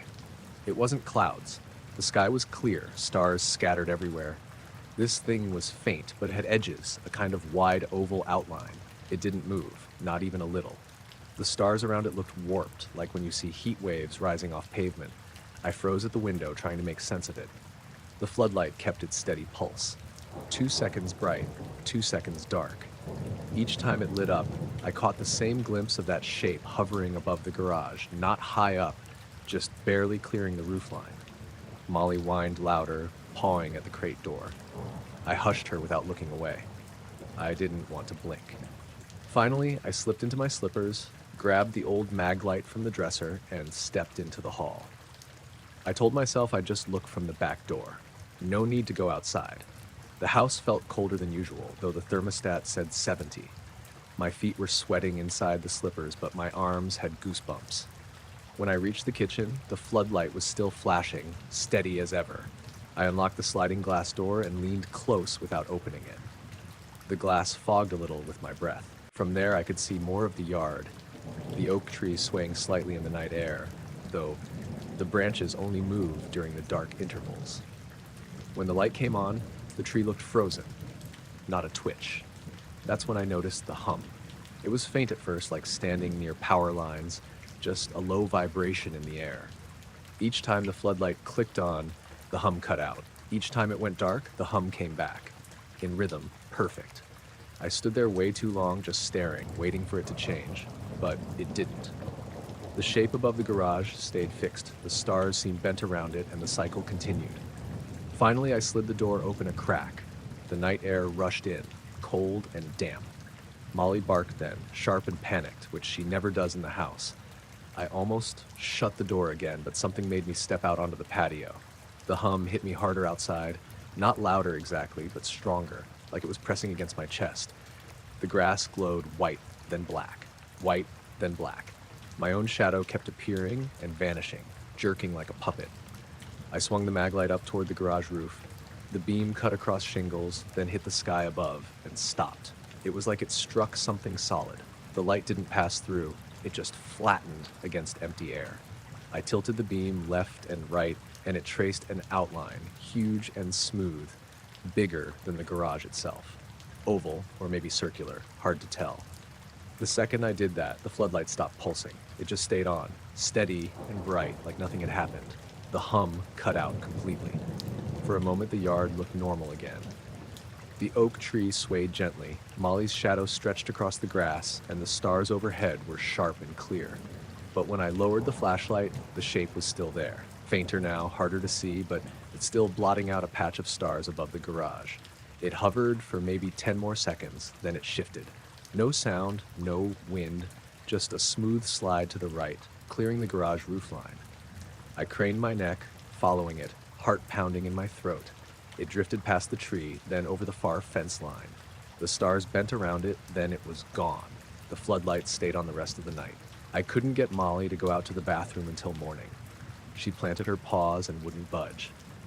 I sat at the kitchen table with the mag light in my lap, staring out the glass door until the sun came up. Nothing else happened, but I kept expecting that light to start pulsing again, the hum to roll back through the yard. By daylight, the garage looked ordinary, shingles catching the sun, oak tree full of birds. The floodlight clicked off with the timer like it always does. I walked out there with Molly trailing behind me, sniffing the ground, ears down. I checked every corner of the garage roof, ran my hand along the shingles, even climbed the ladder to the top. Nothing. No marks, no wires, no scorch, nothing at all. But standing up there, looking at where that shape had been, I had the strangest sense it wasn't gone, just higher or farther or waiting. I climbed down quick and didn't linger. That was 3 nights ago. The floodlight hasn't flickered since. Molly still won't go out after dark unless I'm right there with her.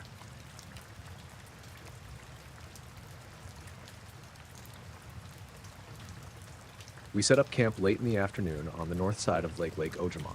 It wasn't a big trip, just a quick weekend away. My girlfriend Hannah had found this little campground online. Basic sites, fire pits, not much else. The weather was decent for early September, cool, cloudy, no bugs. The lake was calm when we got there, a smooth sheet of gray water with the trees reflecting off it. Only 2 other sites were taken, both farther down the shore, so it felt like we had the place to ourselves. We pitched the tent, got a fire going, and cooked sausages on a little cast iron pan. It was quiet. No boats, no music from the other campers, just the crackle of the fire and the occasional splash from a fish jumping. I remember Hannah saying how she liked the stillness, how it felt more like the kind of camping her dad used to take her on when she was a kid. By the time it was dark, the clouds had thickened. No moon, no stars, just a dull sky. The only light came from the fire and the lantern we'd set on the picnic table. We sat on the logs near the waterline, talking, wrapped in jackets. Around 10, that's when it started. At first, I thought it was just my ears ringing, a low vibration, like when you've been to a loud concert. But it didn't fade. It stayed steady. Then I noticed the lantern on the table rattling slightly. Hannah asked if I heard it too, and when I nodded, we both just sat there listening. It was a hum, very low, almost below hearing, but strong enough you could feel it in your chest. The lake reacted before we did. Out near the middle, the water rippled in a way that didn't make sense. Perfect circles spread outward like raindrops. Except there was nothing falling. The air was dry. No wind, nothing hitting the surface. We both stood, staring. The circles multiplied, overlapping in strange patterns, but all of them were too neat, too even. Hannah whispered, "That's not right," and I didn't have an answer.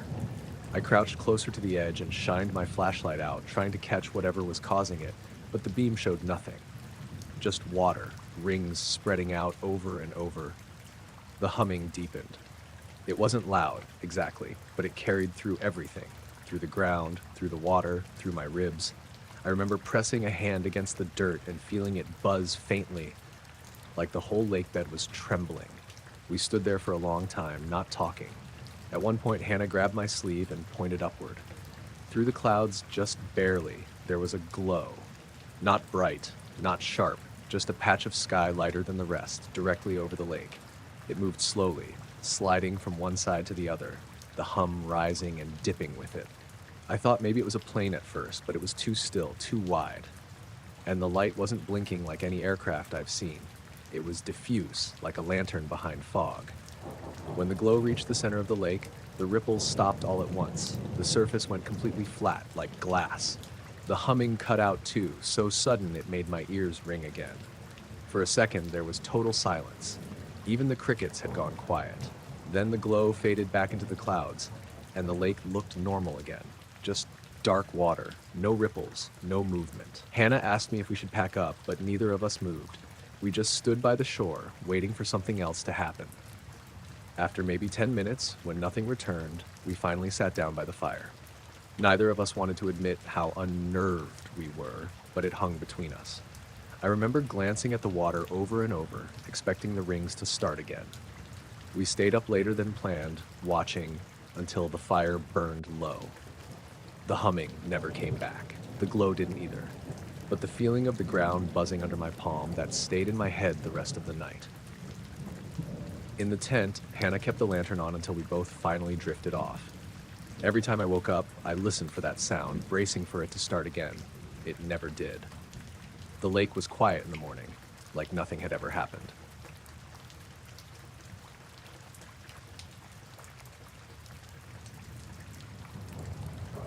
I left my brother's place outside of Jackson around 11:30 that night. It was one of those visits where we just kept talking, and before I knew it, I was looking at my watch and realizing I had a long drive back to my place in Brownsville ahead of me. It had been raining earlier in the evening, but by the time I got on the road, the sky had cleared. The pavement was still damp though, shining under my headlights, and the fields on either side of the highway were covered in patches of mist that sat low, like they were clinging to the grass. It was a 2-lane highway, barely any traffic at that hour. I didn't see another set of headlights in front of me or behind me for the first 20 minutes.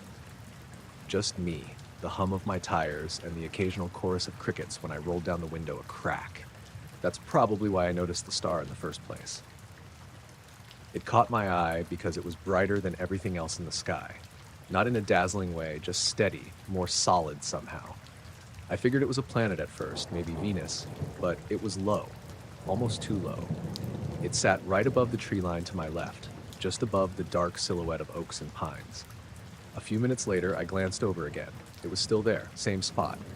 I drove another mile, then another. The thing didn't move in relation to the trees. I started paying closer attention. My car was going a steady 60, winding along the curves of that highway, and the star seemed to be keeping pace with me, always the same distance above the horizon. At first, I told myself it was just perspective. Sometimes when you're driving, the moon or a bright star looks like it's following you. But this wasn't the moon, and it wasn't drifting through the sky behind scattered clouds.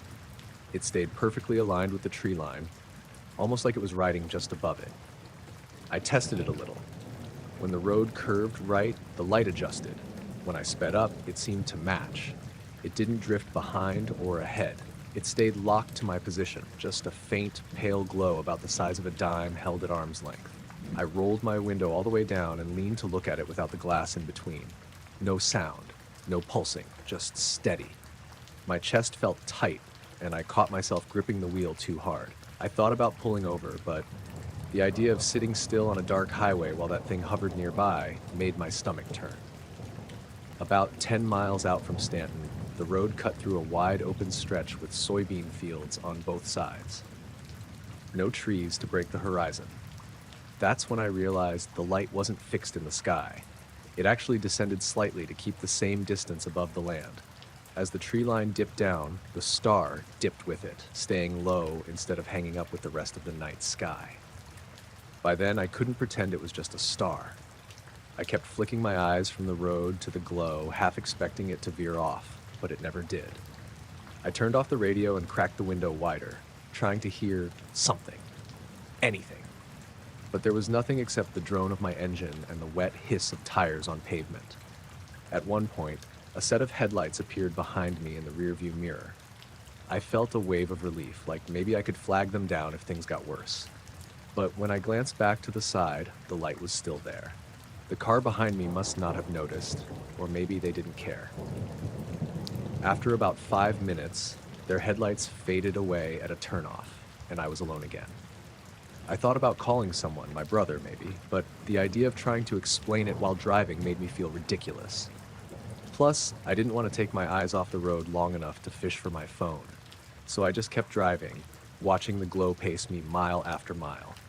Somewhere between Stanton and Brownsville, the highway runs alongside a stretch of forest where the trees grow close to the road. For a few minutes, the branches blocked my view. I thought maybe it would be gone when the trees opened up again. But no, the moment the canopy broke, there it was, sliding along at the same speed, same height, like nothing had changed.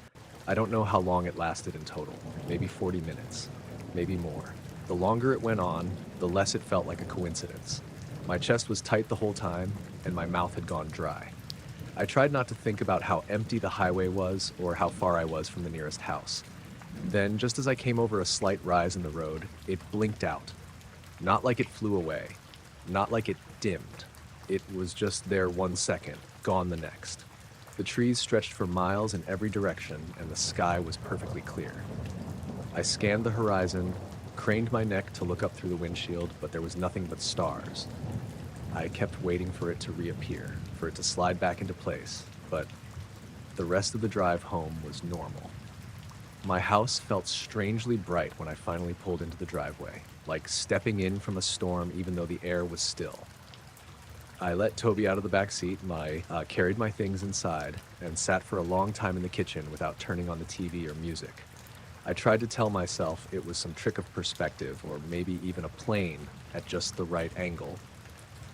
But I've seen plenty of planes at night, and none of them pace a car along a rural highway for nearly an hour. It wasn't a star. It wasn't the moon. It moved when I moved, and then it was gone.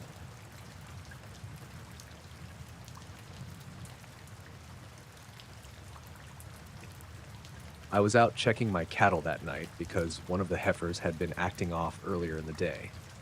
She'd been pacing along the fence line, head swinging around like she was spooked by something I couldn't see. I figured coyotes. That's usually the answer out here. We get them nosing around from time to time, though I'd never lost one of mine to them. Still, it was enough to make me drive back out after dark. It was around 10:30 when I headed out. The moon was only a sliver, not giving off much light. The sky was clear, though. Stars spread thick overhead. No wind, no bugs buzzing. That kind of quiet that almost feels heavy. I had my old mag light in one hand and the 22 in the other, just in case. The pasture stretched wide on the north side of the house, maybe 50 acres, sloping down toward a line of low hills. When I came over the first rise, I knew something was wrong. The herd wasn't spread out like usual. They were all bunched up tight in the lower field, pressed shoulder to shoulder. Cows don't do that unless there's weather or a predator, and the night was calm. The weirdest part was the way they were standing. Every single head was pointed in the same direction toward the hills. I slowed down, shining my light across them. Their eyes glowed back in the beam, hundreds of little yellow-green reflections. Not one of them blinked or turned when I passed the light over. They just stared. I followed their line of sight. At first, I didn't notice anything. Then, after a few seconds, I saw it, a faint blue glow pulsing just behind the hills. It wasn't bright, more like the dim light you see from a town over the horizon. Except there's no town out there. Just scrub, rock, and more pasture. The glow faded in and out, steady as a heartbeat. 3 seconds on, 3 seconds off. I stood there counting, realizing it was perfectly timed. I've lived out here my whole life, and I've never seen anything in those hills that gives off light like that. I tried to tell myself it was someone messing around with a generator or a piece of equipment, maybe a hunter camping with a lantern. But that didn't explain why the cattle were so dead set on it. I whistled low, trying to break them up, but none of them moved. A couple twitched their ears. That was it. After a minute or two, I started walking closer. I didn't want to, but standing still felt worse. The ground was dry and cracked under my boots, crunching with every step. The farther I got from the house, the more wrong it all felt. My own shadow from the flashlight stretched way ahead of me, long and thin, waving over the grass. When I hit the fence line, I stopped again. The glow was stronger there, spilling faintly over the ridge. Every pulse lit up the outline of the rocks and mesquite on top. I swear the air seemed to thrum with it.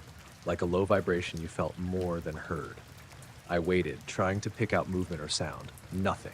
Just that glow, fading in and out, too regular to be fire, too soft to be headlights. Behind me, the cattle let out a low, rolling moan all at once. Not panicked, not loud, just this strange unified sound that went on for maybe 5 seconds. It was enough to raise the hair on my arms. They'd never done that before. I climbed over the fence. I didn't want to, but I felt like I had to get closer, just enough to see what was making that light. The grass on the other side was taller, brushing against my jeans as I moved. My flashlight beam looked weak compared to the pulses ahead, like it couldn't quite cut through the dark. Halfway up the rise, my light flickered. Just once, a little hiccup. I smacked it, and it came back strong. Then, about 10 steps later, it cut out completely. Dead. I shook it, twisted the cap, nothing. The batteries had been new that morning. That was when I noticed the stars above me looked different. Not gone, not dim, just off. The ones over the hills seemed to blur when the glow pulsed like they wavered in water. I rubbed my eyes thinking it was me, but it stayed the same. I crouched low, heart going hard now. Every instinct I had told me not to crest that hill. I thought about how no sound was coming from there. Not a generator, not voices, not even wind moving through the brush. Just silence and that blue heartbeat of light. I sat there for a long while, trying to work up the nerve. My watch said it was 11:17. When I looked again, what felt like a couple minutes later, it was 11:39. I don't remember losing track of time. I didn't zone out. I was alert, staring straight ahead the whole time, and somehow 20 minutes were gone. The glow was still pulsing, steady as ever. I couldn't take it anymore. I backed down the hill, slow at first, then faster once the fence came into sight. The second my boots hit the other side, the cattle shifted. They spread just a little, like whatever tension held them broke. I turned back to the hills one last time. The glow faded, slow and smooth, until the ridge was dark again. My flashlight came back on in my hand without me touching it. Just flared to life like nothing had happened. I didn't climb that fence again. I herded the cattle back toward the barn, which they followed without a fuss this time, and I stayed out there until after midnight, just leaning on the gate and staring at the ridge. Nothing else showed. The stars looked normal again. I went back inside, poured myself a glass of water, and sat at the kitchen table with the gun still in my hand. Out the window, the hills were just shadows in the distance. Quiet, ordinary, like nothing had ever happened at all.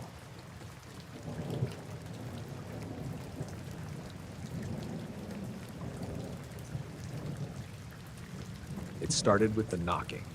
We were crouched over the little camp stove, trying to keep our coffee warm without filling the tent with soot, when I heard it.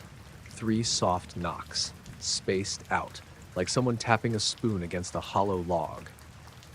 I looked up before I could tell Ben, because I figured he'd blame the raccoons or the cooling metal on the kettle. The knocks came again, the same cadence, and this time Laura, who was leaning back against her pack, froze with her mug halfway to her mouth. "Did you hear that?" she asked, voice low. We both did. The sound was close, like it was a few trees in, maybe 20, 30 feet away. The woods around our campsite were quiet in a way that made the knocks stand out. No crickets, no distant road noise, nothing rustling in the leaves. The air had that damp, piney smell you get after a late summer shower, and our flashes of breathing felt loud. I told myself it was a branch knocking against another branch or a deer moving through the understory. Ben said, probably owls, but his voice didn't have the usual edge of certainty. We were about 10 miles off the last gravel road, at a site called Hemlock Hollow, because of the stand of small hemlocks that ringed the clearing. We'd chosen it because it was well away from other groups and gave us that alone-in-the-woods feeling we came out here for. The sun had dropped behind the ridge earlier. It was the kind of blue twilight where the trees turn to shapes and the sense of distance gets weird. Our headlamps were on low, a dim band around the opening of the tent. The knocks came again, but now they were not random. 1, 2, 3, pause, 1, 2, 3. Even my heart started matching it, slow and careful, because the forest itself had gone very still. We stood up like a unit. Ben grabbed his flashlight and I clipped my knife onto my belt. Laura zipped her mug back into the vestibule and slid into her jacket. "Come on," she said. "Let's have a look." We shouldn't have gone all together. In hindsight, I know that groups on trails were always a bad idea for being bold. But the woods felt almost friendly during the day, and the knocking had this strange, harmless rhythm to it that made us think a human was nearby. We left the campsite in a small clump, headlamps cutting 2 narrow cones into the dark. The knocking stopped the second we stepped out of the clearing. We moved toward the sound, careful on the wet leaves and the roots. My phone said no bars, which was normal there, and the little compass app spun for a second before settling. I remember that because it felt wrong, like the forest had just put a hand over the signal. We passed a fallen spruce with ferns growing on it, and then came to a stand of 3 trunks, close and almost fused at the base. The knocks had definitely come from this general area, but there was nothing. No boot prints, no drop tool, no flashlight beam from anyone. Ben crouched and ran his fingers in the loam. "No prints," he said. "Nothing that looks recent." Laura walked a slow semicircle, headlamp bobbing, and then pointed. "Over there," she said, toward a small gap between the trunks where moonlight bled in from the clearing. I peered into the space and saw nothing but the black hollow between roots and damp leaves. For a moment, I thought I saw the shadow of a squirrel, but it was gone the second I blinked. We stood there for a while. The knocking did not return. The silence grew thick enough you could press it between your palms. We joked because people always joke to get through the weird, but my hands were sweating. The joke was that the hollow had its own mailbox system, and someone was delivering late-night mail. By the time we slipped back to the tent, it was nearly dark. The canopy had closed, and the sky was a strip of cloud and light beyond the treetops. We lit the stove again, made coffee, and kept our voices low. Every little sound, zipper, mug clink, the stove click, felt conspicuous. We debated leaving, going back to the car and driving to a motel, but it felt like a coward's move. We'd been backpacking together for years, and part of the deal was staying put and poking at the edges of things, not running at the first odd noise. The knocks came again after an hour, though this time they were farther out, softer, and more irregular. 1, 2, pause. 1, 1. I told myself it was nothing. Laura kept staring toward the trees. Ben finally said quietly, "Okay, next time we hear it, we go look together, and we bring flashlights." We did. We crept out as a trio in our headlamps. The light from our lamps made the trunks look like theater columns. The knocks fell, spaced thin, and we moved toward them. They stopped as soon as we slowed. When we pushed off the trail into the understory, it felt like walking into a different temperature, chillier air settling under the branches. My jacket was not sufficient. I felt the cold in my knuckles. Then the light showed up. It was pale, close to white, but with a softness to it that made it hard to say whether it was cold or warm light. It drifted between trunks maybe 50 feet from us, about 3 or 4 feet off the ground. It wasn't a point so much as a small oval, like a soap bubble with a dim internal glow. It moved almost lazily, weaving between trees as if it were following a current generated deeper in the wood. When it appeared, the knocking stopped mid-pattern. The last few taps hung in the air like a phrase cut off in the middle. We watched it without breathing because the way it moved made breathing feel like interference. My headlamp haloed the trunks and cones, and the light was just there between them, more solid than a reflection, more like a small lamp someone had set down and forgotten. Laura whispered, "Is that a lantern?" And I could tell by the way she said it that she didn't believe it was. There were no glints of metal, no shadow of a person holding anything, no noise of a generator or soft conversation. The forest really was silent, aside from the distant creek. I raised my flashlight. The beam crossed the pale glow, and the glow did not twitch. It didn't scatter the way mist would, nor did it throw a shadow on the trunks. When I tried my phone camera, it lagged and then froze, a black frame where the glow should have been. I tapped the screen and it flicked back, but the camera app showed only the trees, not the light. My hands were steady and my fingers moved, but the screen wouldn't capture the thing in front of us. We stepped closer. The glow drifted away a little, like it was encouraging us to follow. For a second, I would have sworn I heard something like a far-off chime, the tiniest tinkle of glass, but it may have been nothing at all. The closest we got, the more it felt like looking at something through a pane of mist.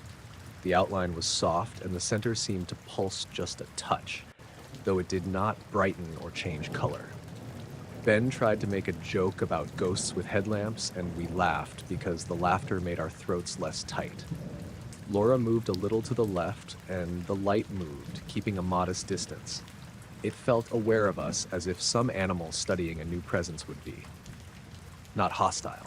No hair on the back of my neck stood up, but attentive, and that made it more unnerving.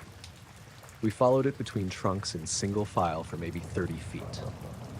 Every time we slowed, the knocks started again farther off in the dark, like an answering pattern, one knocking where there had been none a minute before.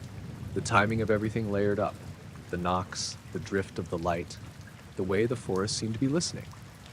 I had a steady, wrong thought that we were being observed from several places at once. Then it did something I didn't like at all. It paused right at the edge of the clearing where the last of the evening light leaked through the trees. A shape, the small, close thing, hung there, and for a fraction of a second it seemed to level with the stars that were beginning to show overhead. The top of it blurred into the night like a smudge on glass. It moved away, slowly, and we didn't follow. We turned back to the tent. Our boots made more noise on the damp trail than I expected. When we unzipped the vestibule, the tent felt small and ordinary and perfectly safe. We sat down and made ourselves eat the cold hot dogs we'd tucked into our packs, and it was ridiculous. The way we pretended normal was a thing that could be picked up and put back where we found it. Our hands shook with coffee, and the sound of our mugs seemed very loud in the quiet. I wrestled with sleep and the not sleep that comes from being too alert. Occasional knocks came through the night, sometimes directly at the edge of the clearing, other times even farther, always spaced in that slow 3-beat rhythm. Once I swore I heard something run through the leaves, like someone in parka pants skirting the campsite, but when I unzipped and shone my headlamp, there was nothing, only the glow faintly drifting between trees beyond our ring of sleeping bags.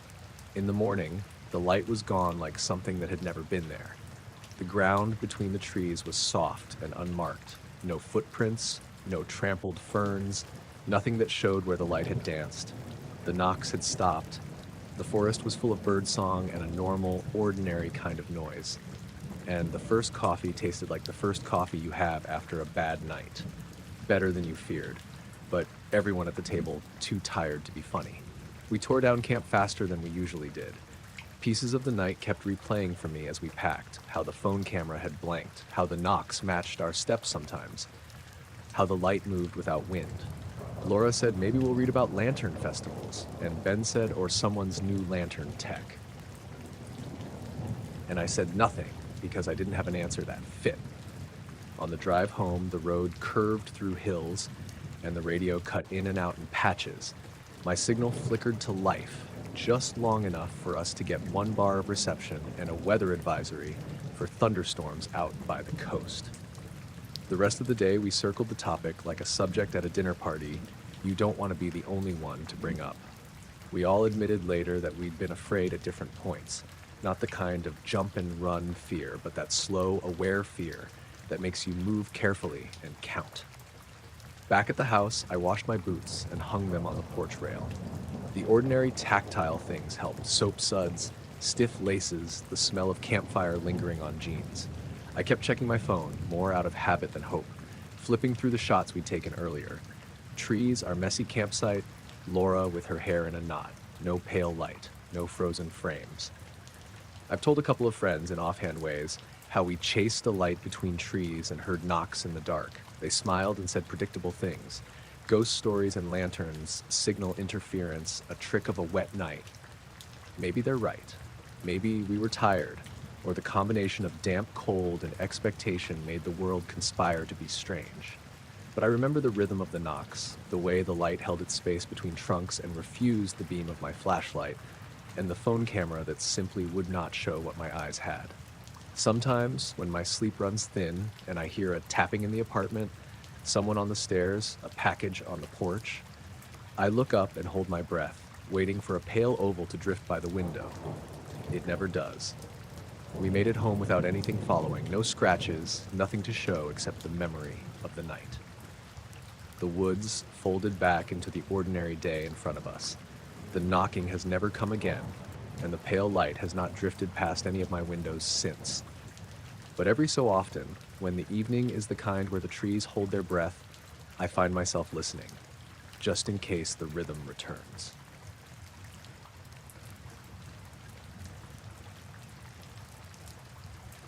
It was a little after 2 when the shadow crossed the pumps. I noticed it because the big overhead canopy light was on the fritz, one of those old sodium bulbs that hummed and gave the lot a sickly yellow.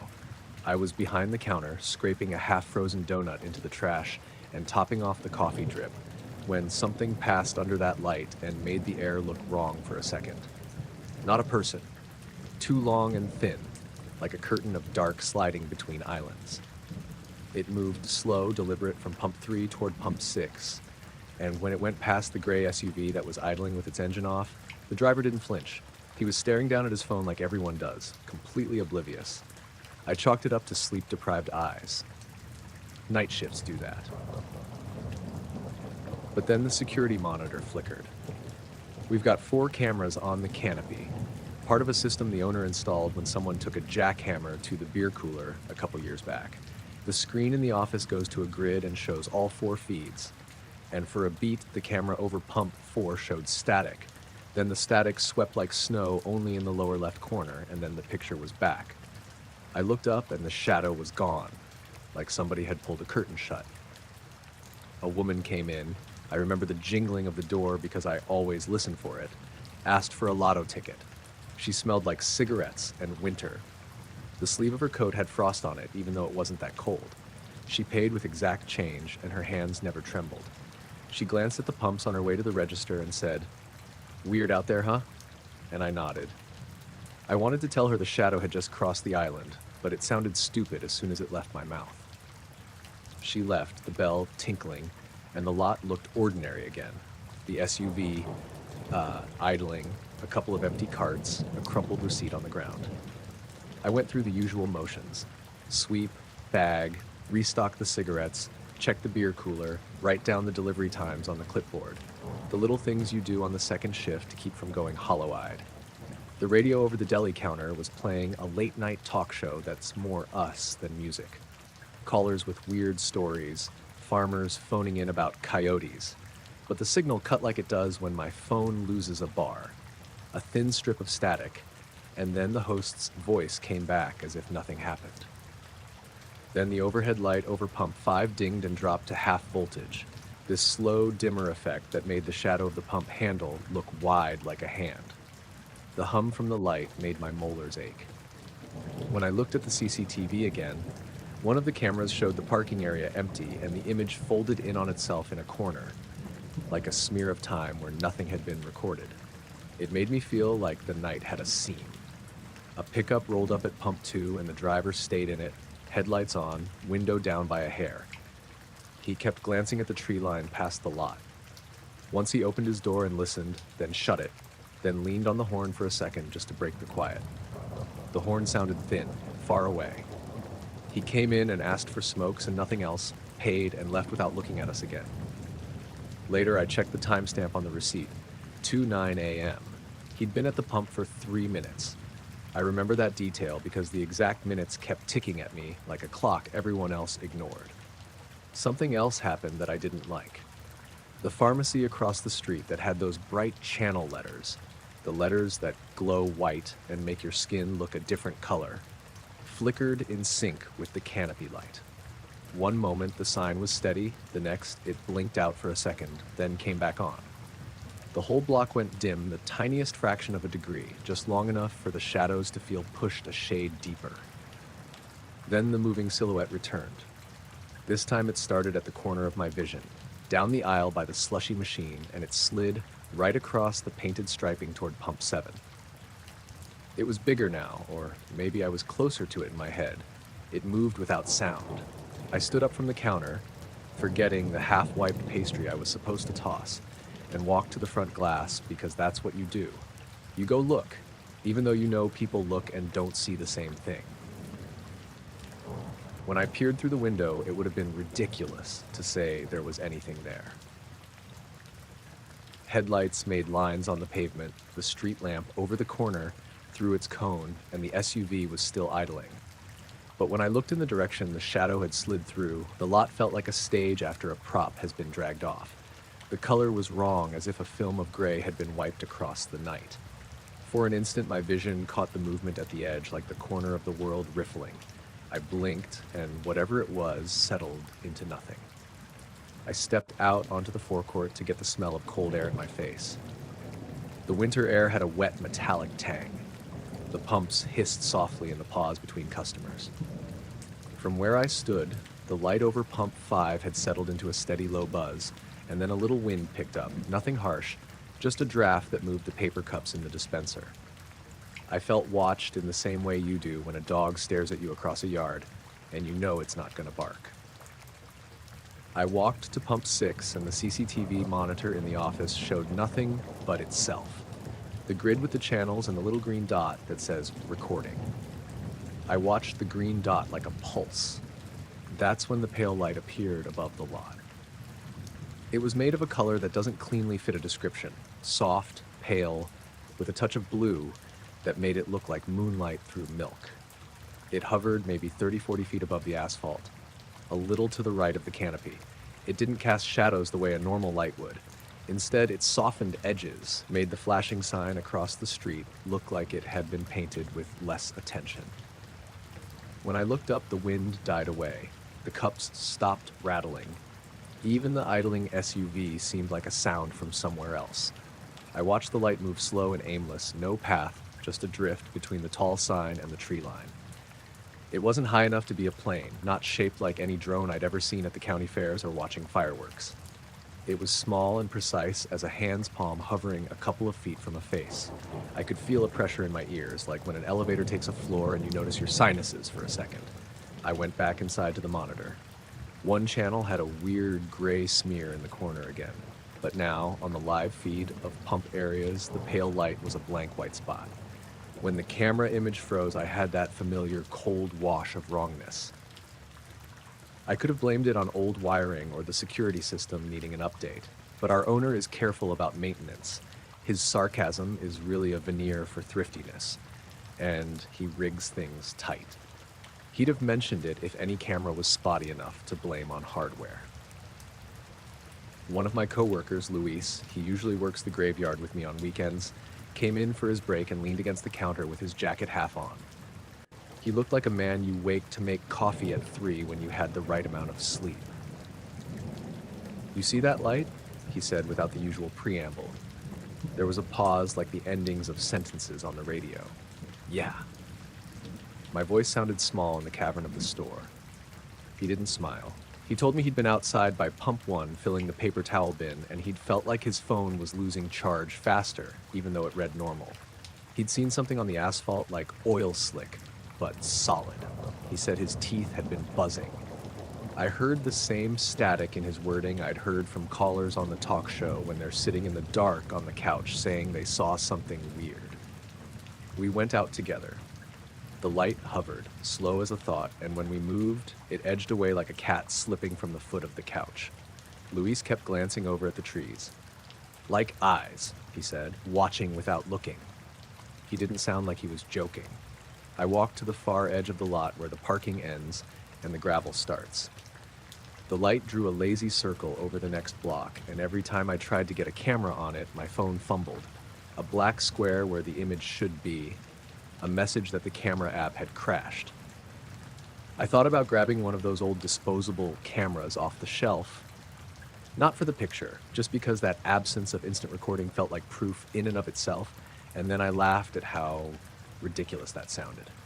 The light tilted, not like it was nodding, but like it was angling a face. For a second, I thought it was going to come straight at me. It didn't. It drifted past the sign that says 24 hours and washed over the painted arrows on the pavement. The arrows blurred.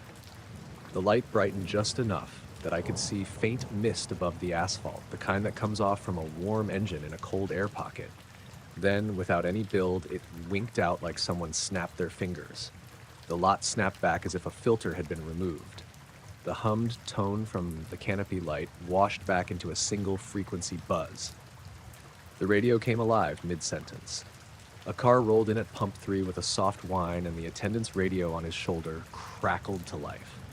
People kept their faces level as if they had shrugged something off because it was easier than facing whatever else it might be. Luis and I stood for a while, hands jammed in our pockets, tasting coffee heat and motel detergent. We checked the camera footage afterward because we always do. The system recorded cleanly right up until 2:16 a.m. And then there was a blank of 5 seconds where all 4 channels showed nothing, then static, then normal. The timestamps blipped when the blank hit. There's no honest explanation on the timestamp, no glitch report except the black gap. I finished my shift at 5. The sky lightened, the first buses rolled in toward downtown, commuters who looked like they came from a different reality. I locked the door and drove home through streets waking with the smell of breakfast and diesel. I told myself, as I always do after nights like that I'd slept enough for it to be, or my brain trying to pattern things, because patterns are what brains do. I told myself a lot of things. At my kitchen table the next morning, I checked the online feeds for the gas chain. No other stores reported anything out of the ordinary. A customer called a head office to complain about the vending machine exact change. No local news vans rolled through. It felt small in the daylight, the way things that make your stomach drop at 2 a.m. often do. I went back to that pump to touch the metal where the shadow had slid. It was cool and ordinary, no hairs out of place. The asphalt was clean, the arrows pointed to the exit. But every time the afternoon light hit the canopy in a certain way, I could swear I saw the memory of that pale glow at the edge of my vision, sliding like a bad film splice. Sometimes when I stand at that same counter now, the radio in its corner speaks for a second too long on a caller who says nothing, and I remember the slow movement of the shadow and that soft hovering light, and how both of them slipped away the moment you looked right at them. No one came back the next night to tell me they'd seen what I saw. The reports stayed tidy. I worked the shift and ran the shop the way you run it. Change out the paper, sweep beneath the fridges, joke with customers about the weather. The lot stayed lit. The cameras kept rolling. The world kept its busy little hum, oblivious or wise in its own way. But I drive past that corner sometimes after my shift, watching the pumps from my car, and more than once I've had the exact same half expectation that something will move across it. I don't look for it, I don't try to catch it. I just keep my eyes open in the way people do who've been through something they can't explain.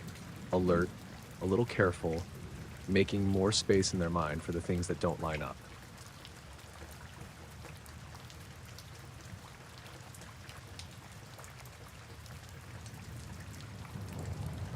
I was finishing my last round at the industrial park around 3:30 a.m., just pushing a mop through the main lobby. The fluorescent lights buzzed in that low, uneven rhythm you get when they're too old, and the hum from the HV made it feel like the building itself was breathing. It was cold for early September, the kind of night that still carries a late summer warmth, but sneaks in a sharp bite whenever a door opens. I had my headphones in, playing an old country station on my phone, just enough to keep my mind off the emptiness of the place. It's always quiet that late, too quiet. And that night, it was quieter than normal. I noticed it when I stepped out of the east side service door to grab the trash from the loading dock. The lot was empty, like always, but something about it felt wrong. That's when I saw it. At first, I thought someone had slipped out of a car or was hiding behind a truck. A figure glowed faintly, pale and white, and it moved across the lot like it wasn't touching the ground. Not walking, exactly, sliding almost. I froze. The shape was vaguely human, but it was like it was wrapped in light or fog. I squinted, thinking the reflection from the overhead security lights had gone weird, but every light in the lot was steady and the glow didn't match any of them. It passed behind a line of trailers and just disappeared. No sound at all. No crunch of gravel, no car engine, nothing. I stood there for a while, just staring, waiting for it to reappear, but it didn't. My first thought was that I'd imagined it, maybe caught a reflection on my glasses or a trick of the shadows, but my stomach had that tight, cold twist you get when you know you didn't imagine it. I tried to shake it off and finished my rounds, though I kept glancing out the windows. Around 5 a.m., I went outside to lock up the east doors, and that's when I saw something else. A small car parked on the far side of the lot, headlights off, engine quiet. I hadn't noticed it when I'd come in at 11 p.m. and there was no one in sight. I figured maybe a coworker had left it overnight. Didn't make sense, but I didn't think much of it at first. The lot's big enough that people sometimes sneak in to sleep or just park for a while. I finished locking up and walked back to my own car, trying to ignore the creeping feeling in my chest. Around 6 a.m., the sun was just starting to touch the horizon, washing the lot in pale light. I got to my car and froze again.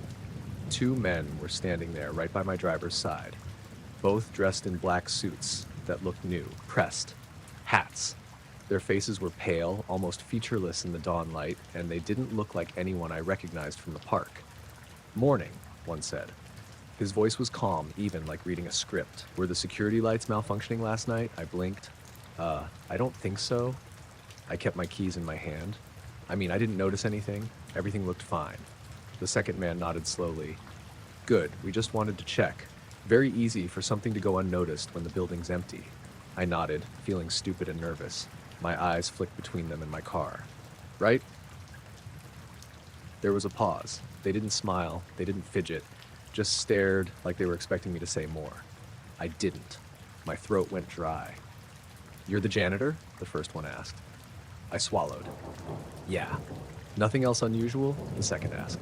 I hesitated. I wanted to tell them about the glowing figure. Part of me thought I should just run, but something about the way they stood there, too calm, too sure, made me feel like even saying it aloud could get me in trouble. So I just shook my head. They nodded again. "Good. Have a safe day." They walked toward the edge of the lot, moving without turning, keeping that quiet, smooth pace. I watched them go until they disappeared behind the row of trailers. I got in my car and sat there for a minute, hands on the wheel, thinking about the figure I'd seen. The lot had been empty, no cameras showing anything out of the ordinary, and yet I couldn't shake the image. The glow, the way it moved, the way those two men had appeared exactly when I left. When I got home, I told my wife, but she just laughed and said it was a weird dream or maybe a prank. I wasn't so sure. I've worked that night shift for 2 years, and nothing like that had ever happened. Usually, the most interesting thing was a raccoon knocking over a trash bin or some trucker stopping for coffee before dawn. That afternoon, I drove past the park. Everything looked normal. The lights worked. The lot was empty. But I kept thinking about those two men.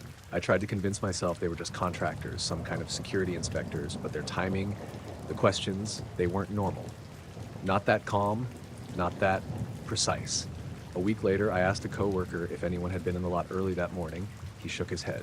Nope, didn't see anyone unusual. You sure you weren't dreaming? I said nothing. Sometimes I catch myself looking for them, driving past the park at night, checking the lot. I've seen strange reflections in the windows, shadows that move too smoothly. Once I thought I saw the glowing figure on the edge of the tree line behind the trailers, but it vanished before I could get close. I haven't seen them again, the two men, and I don't know if I want to. But every time I pass that lot or hear the hum of those old fluorescent lights, that tight, cold feeling comes back. I still think about it most nights when I walk out to my car after a shift. The figure, the men, the questions, and I keep wondering what they wanted to know about the lights, about me, about the lot. I keep telling myself I imagined it all. Maybe I did, but I know what I saw, and I know those men were real enough to stand there in front of me, just at dawn, like the world hadn't even noticed them. I drive past the lot slower now, windows up, lights on. I park under a street lamp when I have to go inside at night, just in case. And sometimes, if I catch the corner of my eye just right, I swear I can see that same pale glow sliding across the lot, and I remember that morning, the way the world felt small, quiet, and like it wasn't entirely mine. I never tell anyone at work, never bring it up, but every shift I finish, every quiet lot I leave, I feel the weight of their gaze, even when I'm alone.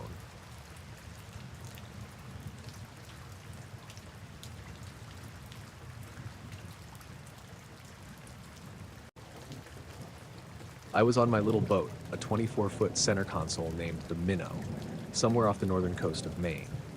I usually didn't head out past 10 o'clock, but that night I had some fish to clean up from earlier trips, and the moon was almost full, so I figured the light would be enough. The water was calm, the sort that felt almost syrupy in the dead of night, and there was a sharp cold in the air, the kind that sinks into your bones no matter how many layers you wear. I'd just gotten the lines in and was rinsing the deck when it happened.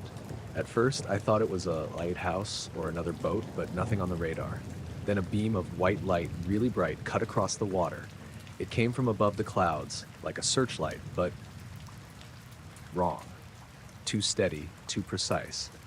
Not swinging, not blinking, just sliding across the waves as if someone were sweeping them with a ruler. I froze. The beam was cold. I mean, the air around it almost seemed to suck the warmth out of me. My teeth were chattering, and my hands went numb even though I was wearing gloves. The water underneath the light looked like it had been bleached. It wasn't reflecting like moonlight. It was like the water itself had lost color. I tried to get the engine going to move away, but my fingers were slow, fumbling over the controls.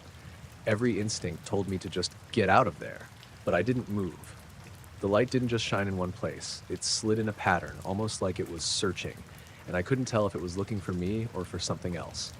Then, just like that, it clicked off. Not dimmed, not faded, just gone. The darkness returned instantly, thick and wet, like someone had pulled a blanket over the ocean. I sat there shaking, staring at nothing but black waves, trying to rationalize. Maybe a helicopter? Maybe some kind of weather drone? But no noise, not a hum, not a motor, nothing. Just silence and the water. That water. It was normal again, but colder than before, and it didn't make sense. I started heading back to the marina, keeping the engine steady. The waves lapped normally, but the sound felt different, hollow somehow. I tried talking to myself, out loud, to keep calm. I even cursed at the darkness, like shouting could make it less heavy. Nothing changed. A few minutes in, I noticed the fog. It wasn't dense, just a thin veil rising off the water, but it moved unnaturally, almost like it was being pulled along by something. It didn't swirl with the wind, it didn't drift, it just shifted slowly, smoothly, like it had a pattern of its own. I thought maybe my mind was playing tricks, eyes adjusting to black water and moonlight, but my stomach told me otherwise. Then I noticed the compass needle flick. Just a tiny jump, like someone tapped it, then it snapped back. Twice. 3 times. It never pointed away from north, but it hesitated. That shouldn't happen, especially not this far out with no metal overhead except my boat. I tried to call someone on the radio, the VHF, just to confirm I wasn't losing it. No response, just static. And then the weirdest thing, the static started sounding almost like breathing. Not mechanical interference, but a low, even hiss, like someone was right behind the speaker, inhaling and exhaling. My heart slammed, and I slammed the radio down. I glanced up at the clouds, thick now, low, and then I saw a faint glow behind them, almost imperceptible at first, like a lantern in a foggy window. It didn't move like an airplane light or a buoy. Just hovered, steady, and then, just as suddenly as it appeared, it was gone. No fade, no blink, nothing. I tried to shake it off, telling myself I'd been staring at the black water too long, that the cold and fatigue were making me see things. I kept moving, slowly. But the feeling stayed, like someone or something was watching from above, waiting for me to slip up, waiting to see if I noticed. Every small sound, the slap of a wave against the hull, a gull far in the distance, the motor vibrating, felt amplified. I was on edge the entire way in. Halfway back, I swear I felt the water under the hull shift differently, heavier somehow, like I was moving through a pocket of air and then into a pocket of something else. It wasn't waves or currents I recognized. The boat didn't rock, but the motion in my stomach told me something was off. I slowed down, just floating for a second, and noticed the silence. Not even the hum of the engine seemed right. The ocean around me had this hollow, muted quality, like the world had temporarily lost depth. When I finally saw the lights of the marina, it felt like stepping into a separate universe. Normal, warm, human. I called the harbor master to tell him I'd be in, but I couldn't explain what I'd seen.